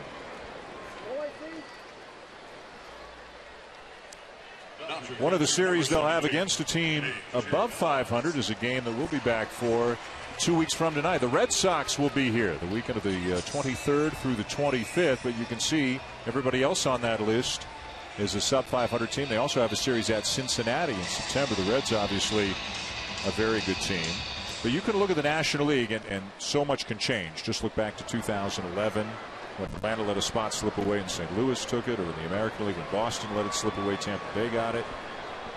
Guys, you look at the National League right now, Atlanta is way out in front in the NL East. The Dodgers appear to have a pretty comfortable lead in the NL Central. And then Pittsburgh, St. Louis, and Cincinnati look like they're in good shape, all to make the playoffs, unless an Arizona or maybe a Washington gets hot, can maybe sneak up on the Reds or something. But we might already have a pretty good idea who the 5 playoff teams are in the National League. It'll be very interesting to see how Atlanta shakes out. I think their lineup is striking out less and still hitting for power, so they're starting to get some focus on the offensive side. Their pitching is getting healthy. How about the element Chris Johnson has brought to the Atlanta Braves? The throw-in of the Justin Upton deal. And he's been a contrast to some of the swing and miss that the Atlanta Braves do. And well, Freddie Freeman's growth there too is average and consistent power. But the Dodgers are going to have time now, 7 or more up, and then a little bit of a weak schedule in front of them. They'll probably maintain that lead to get Matt Kemp healthy and some other things going on with Hanley Ramirez. But these Braves, best record in baseball. And Justin Upton, crazy hot the first 2 weeks. They went, what, 13-2. Then he didn't hit for about 3 months, and they went 44 and 43. Then he started hitting again, and they went 14 in a row, and now 15 out of 16. They just got Brandon Beachy back, a few starts, had an outstanding start his last one. You know, and they've had guys hurt. Yes, they have. You know, Venters and O'Flaherty. I mean, done. And as you said, you know, now Hudson's hurt. Beachy just came back, but they've had a remarkable season. But despite O'Flaherty and Venters going down, they've picked up the slack from a setup standpoint. And the one thing the Braves have done all year long, you give them a lead late, they shut it down. Yeah.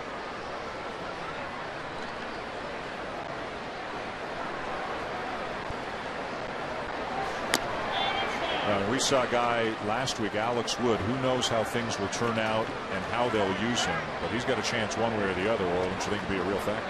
I think he's going to be a factor in the rotation, but I think when they get to playoff time that he could be an outstanding third lefty in the bullpen, and he won't be used just like a third lefty. He dominates left-handed hitters.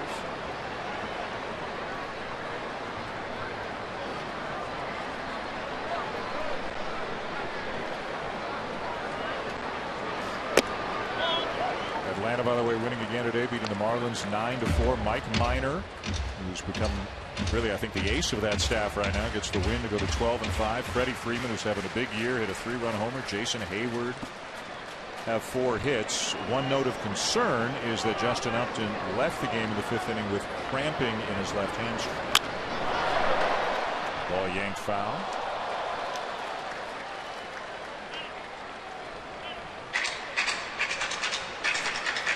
You might only get one play down there. You better make it.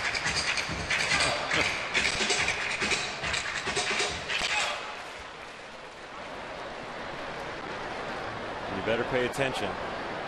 You got a bat boy with a full helmet on and a glove down there, and then you got kids younger with no gloves right there next to him. Myers back in center to haul it in. Ellis retired, 2 down. Make Sunday extra special by going out to the ballpark. Go to MLB.com/Sunday to find special ticket offers. MLB.TV celebrating 11 years. Watch every out-of-market regular season game live on your favorite supported mobile and connected devices with MLB.TV Premium. Visit MLB.TV for details. Dodger Dogs selling well here in the ballpark tonight. They did a little business up here in the booth a couple of innings ago. Enjoying our time here in LA. Sunday Night Baseball on ESPN. Dodgers up 8-1 on the Rays as they bat in the bottom of the 7th. And Uribe lines one into left field, a base hit. The 13th hit of the night for the Dodgers. And because things are going so well, even when they make a mistake, they can afford to laugh about it. Juan Uribe, the victim of the old hit and ball trick, as a fly ball came in from the outfield. Loney threw it to Escobar. You can see Uribe bent over at third base, not watching. Escobar lobs it to Longoria, who's standing behind Uribe, and neither Uribe nor the third base coach Tim Wallach notice. Uribe just lifts his leg for a second, Aaron, and the tag is applied. Talking to Joe Madden before the game, he said it's something Yunel Escobar has wanted to and tried to do much of the year. He finally had a good opportunity, and they executed it in stealth fashion. Okay, as a big leaguer, as a third baseman, did you ever execute it or were victimized by it? No, I did it in college a ton my junior year, and always wanted to at the big league level, but I always, frankly, had a little fear to do it. That it would be considered bad form? Yeah, I mean, I wouldn't have hesitated in a key situation if I could have got on the same page with whoever needed to give me the ball, maybe you on the mound. But I never felt a comfortable situation to pull it off. This one's a little different. This isn't 4 guys meeting and you're not sure who comes out of the scrum with the ball. This was a different kind of a situation. This is going to be trouble. They won't get him. So Gordon tonight has a bunt single, an infield hit, 2 strikeouts, and 2 throwing errors. Well, we talked about off air. The skill set is there. I mean, it's now the consistency that it takes to be a player in the big leagues and an everyday player, Oral. You've got to be able to do the routine things. He's got the speed, he's got the throwing arm, the range, the athleticism, but it's finding that consistency that makes you a major league ball player. Once you get drafted, if you get past AA and above, you have the skills to play at the big leagues. It's about consistency. 14th hit of the night for the Dodgers. One of them belonging to Clayton Kershaw back in the 2nd, a 2-run single that opened the scoring tonight.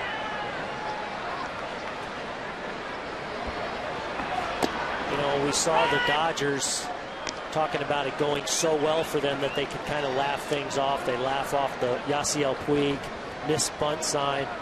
Uribe getting the hidden ball trick. They had a lot of fun with that after the ball game yesterday, getting a mock base and taping one of Uribe's shoes to the base.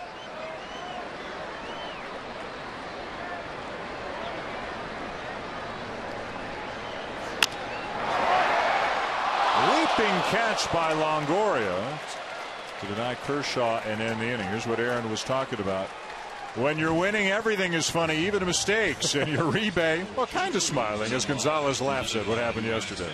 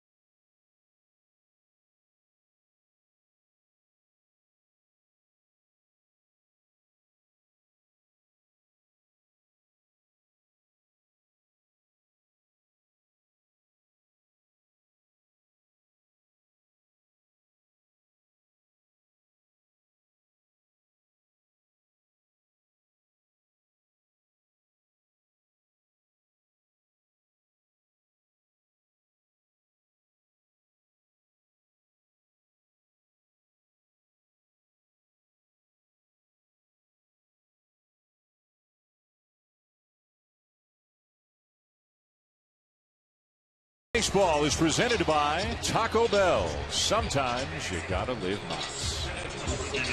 Dan Shulman, Oral Hershiser, Aaron Boone with you here at Dodger Stadium as we go to the 8th inning on a beautiful night of the Dodgers seemingly on their way to yet another victory. Up 8-1 on a team that was really hot. The Rays now looking potentially at their 5th consecutive loss. The only good news for them today is that the Red Sox also lost, beaten by the Royals 4-3. Kershaw back on the mound here for the 8th inning.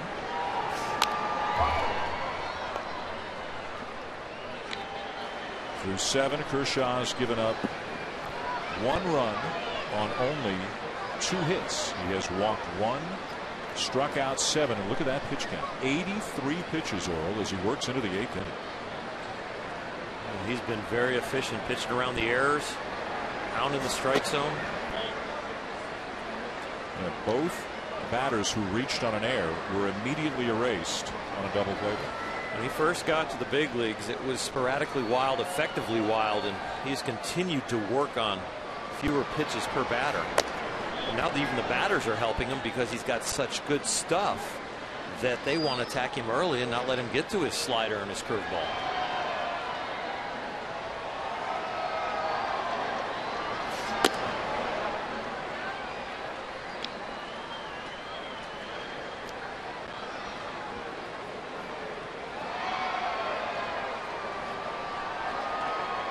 He was in command from the moment the game began.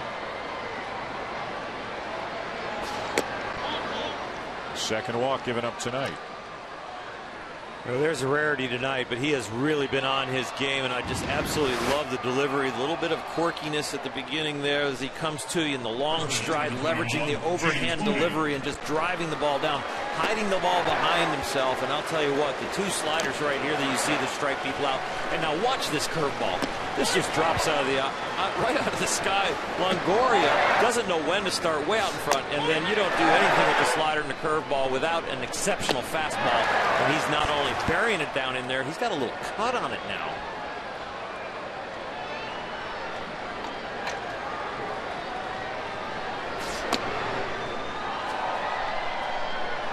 Now here's Loney. I mistakenly said that Loney would have moved into the 9 spot where the pitcher was. Of course, Joe Madden hit his pitcher 8th tonight, so messed up my scorecard. But good, Loney is batting in the 8th spot where the pitcher was. That's where Hellickson started his night. Loney, a guy spent 6+ seasons as a member of the Dodgers, topping out with a .331 average. Back in 2007, never a big power guy, but always usually a guy who would hit for an average, spray the ball around, drive it into the gaps.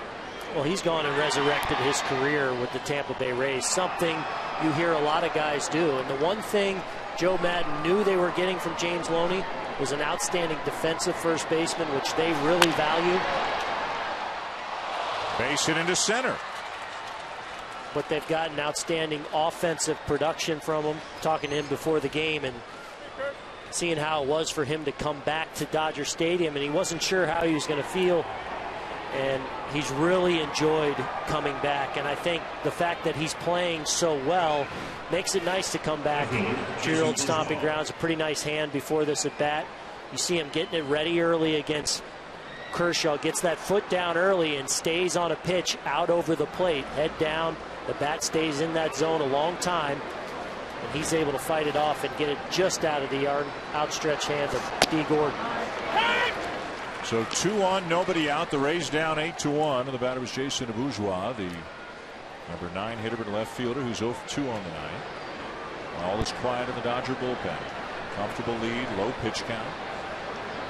Maybe not for long, though. Rick Honeycutt to the phone. Well, 2 reasons. First and second, no out, 8-1, comfortable lead. But any more damage here to Clayton Kershaw, you might want to get him out because of effectiveness. The other reason is it might take him a few bullets to put a 0 up on the board, and we want to save some of those bullets for October.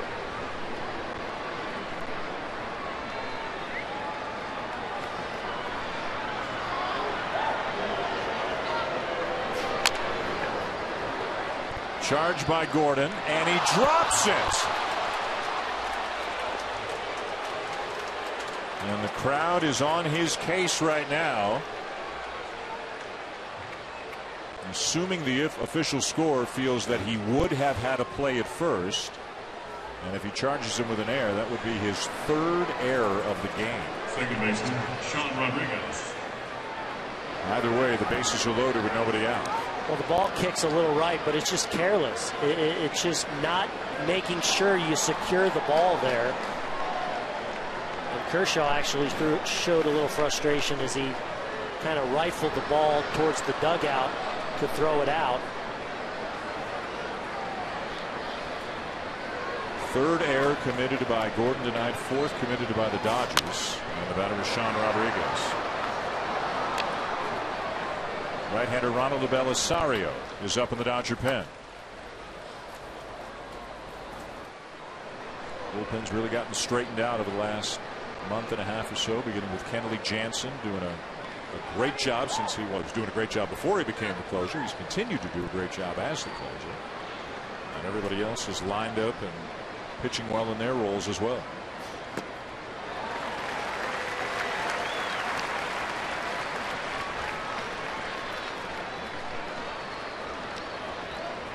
This is the type of inning that Clayton Kershaw can further his reputation as a competitor. He started the inning with a walk and was mad at himself, has seen the defense disintegrate behind him, but he's still bearing down here for the 96th pitch.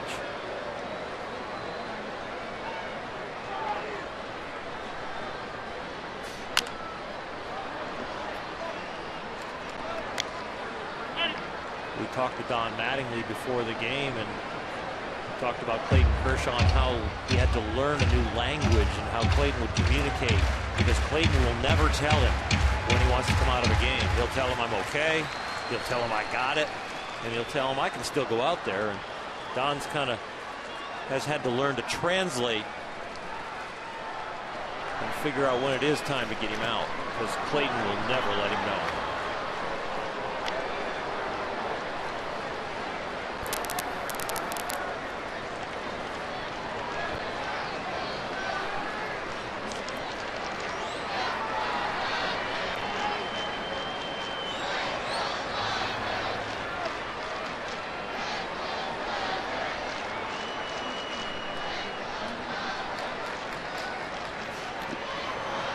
Blocked again by Ellis. 2-2 the count on Rodriguez. The last two pitches show me he's trying to get an out, but he looks like he's trying to get an out and save the run on third instead of just getting an out. And he really should be in the mode of outs for runs right now. If they leave this inning with 3 outs and it's 8-3, this game is intact.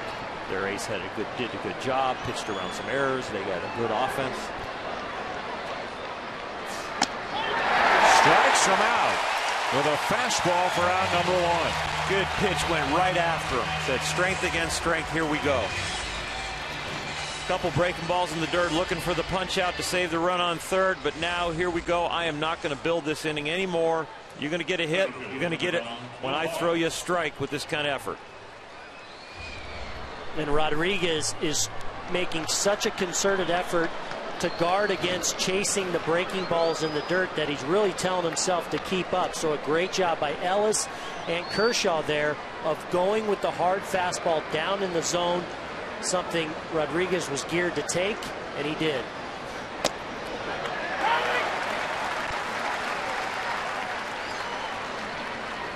Now Will Myers, 0 for 3 tonight, a couple of strikeouts and a double play ball. His first home run as a big leaguer back in June came off CC Sabathia. It was a grand slam.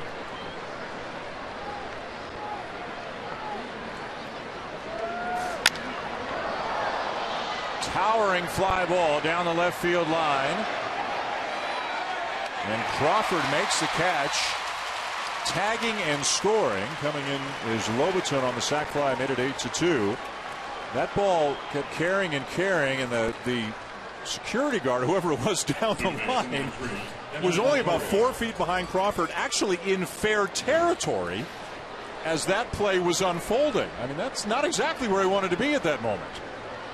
And completely poised and calm and not concerned at all out there. Will Myers has had some very good swings tonight against Clayton Kershaw. The problem is Clayton Kershaw just really hasn't made a mistake against him. That ball just enough in on the trademark to tie him up. Look, from a location standpoint, a little bit more on the plate, and that thing's in the seats. Evan Longoria takes a strike.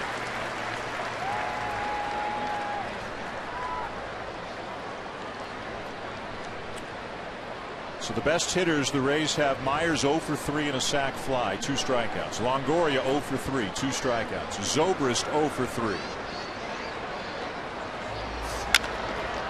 Ground ball to third. Inning over. Kershaw minimizes the damage after the error, and it gets a big ovation as he comes off the field.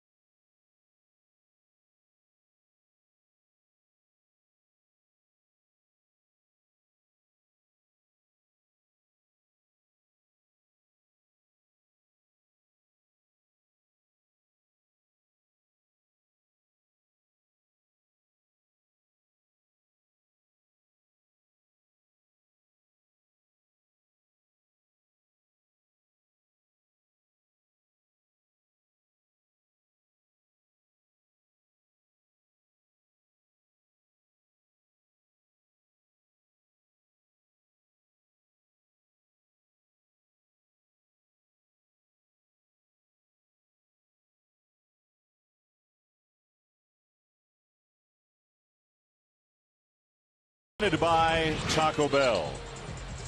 Bottom of the 8th inning, the Dodgers out hitting the Rays 14-3 and leading 8-2. D. Gordon's committed 3 of the 4 Dodger errors tonight. That run on the 8th scored by the Rays unearned.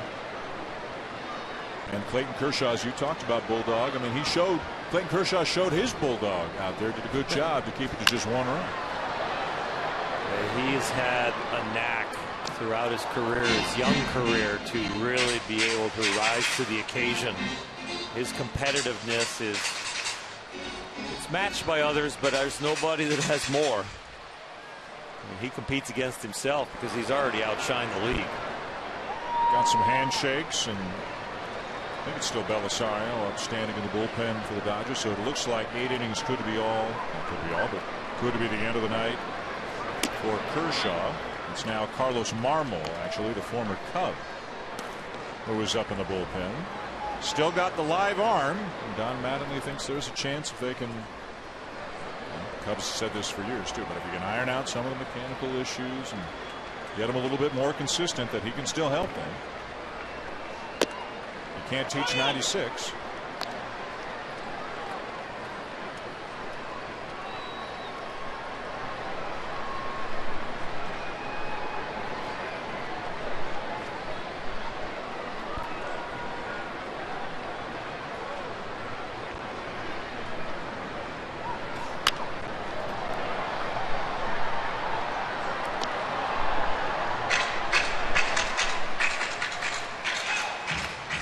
Kershaw looking for his 11th win of the season. And if he's done, he would lower his ERA a little bit. Just 1 earned run in 8 innings. Came in with a major league leading ERA of 1.91.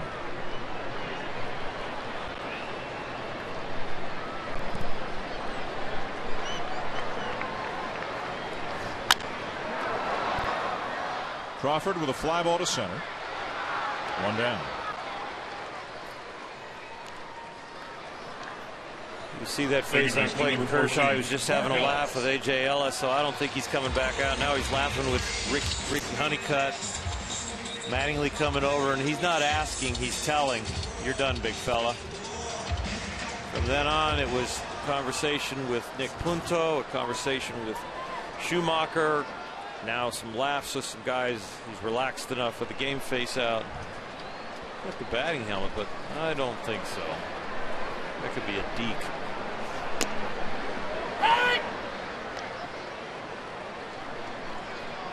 Put the batting helmet away. He wouldn't get up with that batting helmet to hit. Just putting his batting gloves in there, just all his hitting utensils. Those up for a few days. 0-2 the count on Mark Ellis. Ellis is a triple away from the cycle. Singled in the first, doubled in the second, struck out in the fourth, homered in the sixth.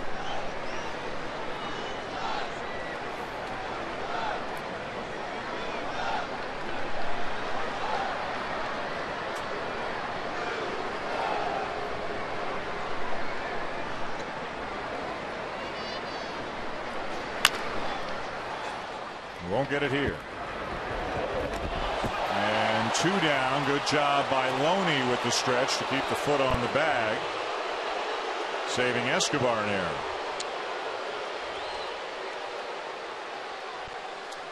ESPN's documentary series 9 for 9. It continues Tuesday with the story of USA Olympic runner Mary Decker competing in the 3,000-meter race during the 1980 Olympics. Was supposed to be her coronation, but a collision in the middle of the race ended in heartbreak. 9 for 9 runner Tuesday at 8 on ESPN and also live on Watch ESPN. Jerry Hairston will bat for Adrian Gonzalez. Tangled up with Zola Budd. Look at you, Booney. I recall that vividly.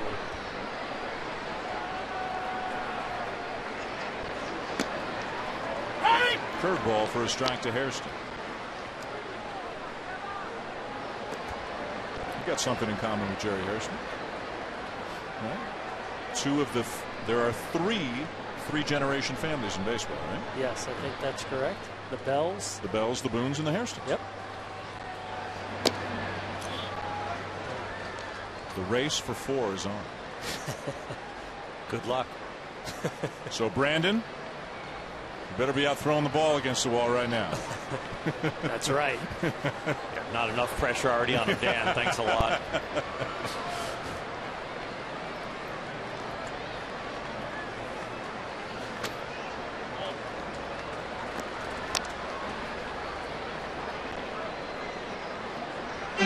Angels and Yankees tomorrow night on ESPN. Cardinals and Pirates Wednesday night, and then the Yankees and Red Sox 1 week from tonight.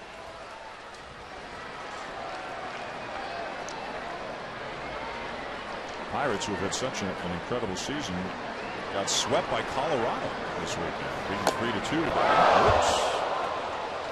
Hairston loses the bat. The good thing is that the Cardinals continue to be going through a struggling situation. I'll tell you, I thought Pittsburgh might hit a little bit of a wall going into the second half. They started on the road at Cincinnati, at Washington, at Miami, then that 5-game home series against the Cardinals where they won 4 out of 5 to finish that little difficult stretch 9-6 after losing their closer. I think they made a statement to the league coming out of the All-Star break. Not this year. It's a very young, athletic team that really looks primed to take that next step. They were just trying to get over the 500 mark, you know, with that reputation, but they look a little stronger than that. To the 9th in Los Angeles. Kershaw's done. Dodgers to the bullpen up 8-2. 3 outs to go.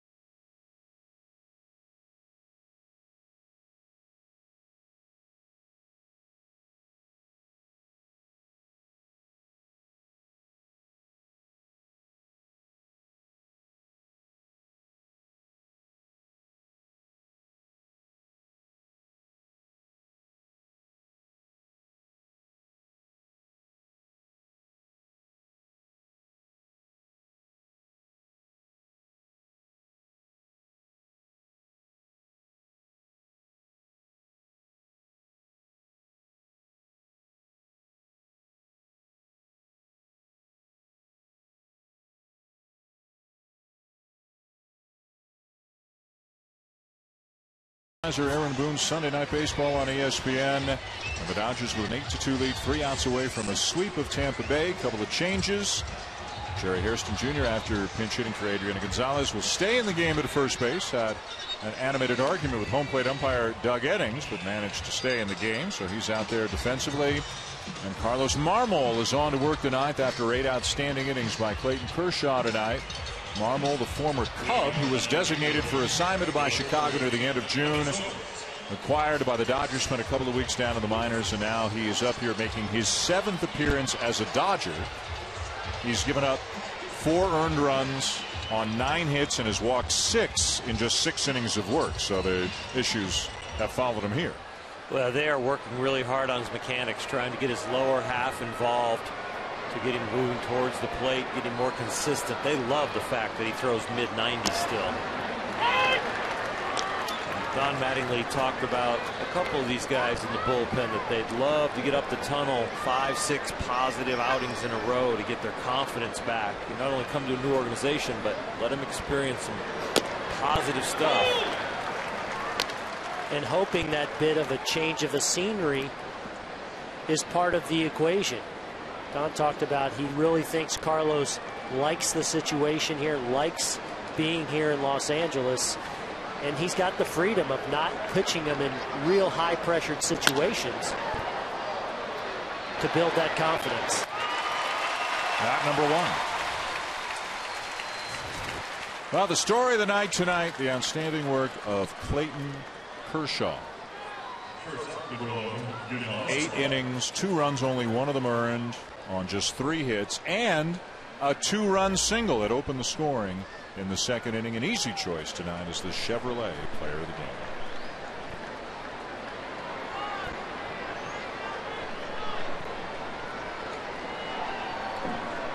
Did not allow a hit until the 5th and really never appeared to be on the ropes or anything close to it at any time. It was in command the entire night, and as Don Mattingly said to us earlier tonight during the interview, for one of the rare occasions this year, Kershaw got some run support. The Dodgers with 3 in the 2nd, 1 in the 3rd, 2 more in the 4th, and then 2 more in the 6th. Well, remember that hit came with 2 outs, and it looked like Hellickson was maybe going to wiggle off the hook. 2 down.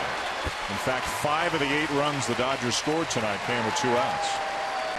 And this is big right now for Don Mattingly, watching Carlos Marmol get 2 quick outs here. He's over there, believe it, focused, cheerleading, knowing 1 more out here, and it's 1 more of those good quality outings up the tunnel, feeling good about yourself going home and coming back to the ballpark tomorrow.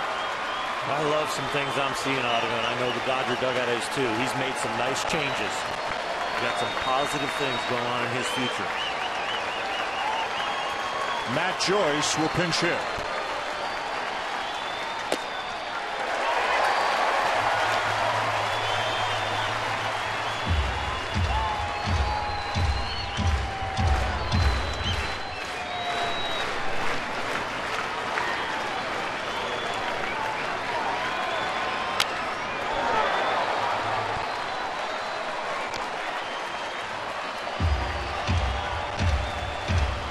Pounding the strike zone. They're down to their last strike, the Rays are, but the Dodgers are loving what they're seeing from this young man on the mound right now.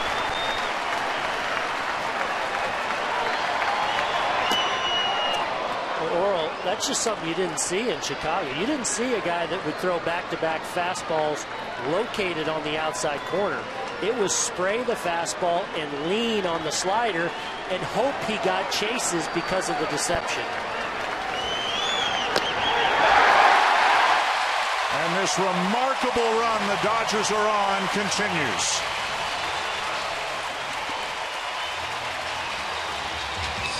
They sweep Tampa Bay and are now 37-8 in their last 45 games. They up their lead over Arizona atop the National League West to 7.5. Clayton Kershaw gets the win, drives in a pair. Mark Ellis has 3 hits, including a home run, and the Dodgers trounce the Rays 8-2 tonight here at Dodger Stadium. Major League Baseball coverage continues on ESPN tomorrow night at 7 Eastern. The Angels take on the Yankees. SportsCenter is next here on ESPN. This has been a presentation of ESPN, the worldwide leader in sports. For Aaron Boone, Oral Hershiser, and our ESPN crew, I'm Dan Schulman saying so long from L.A.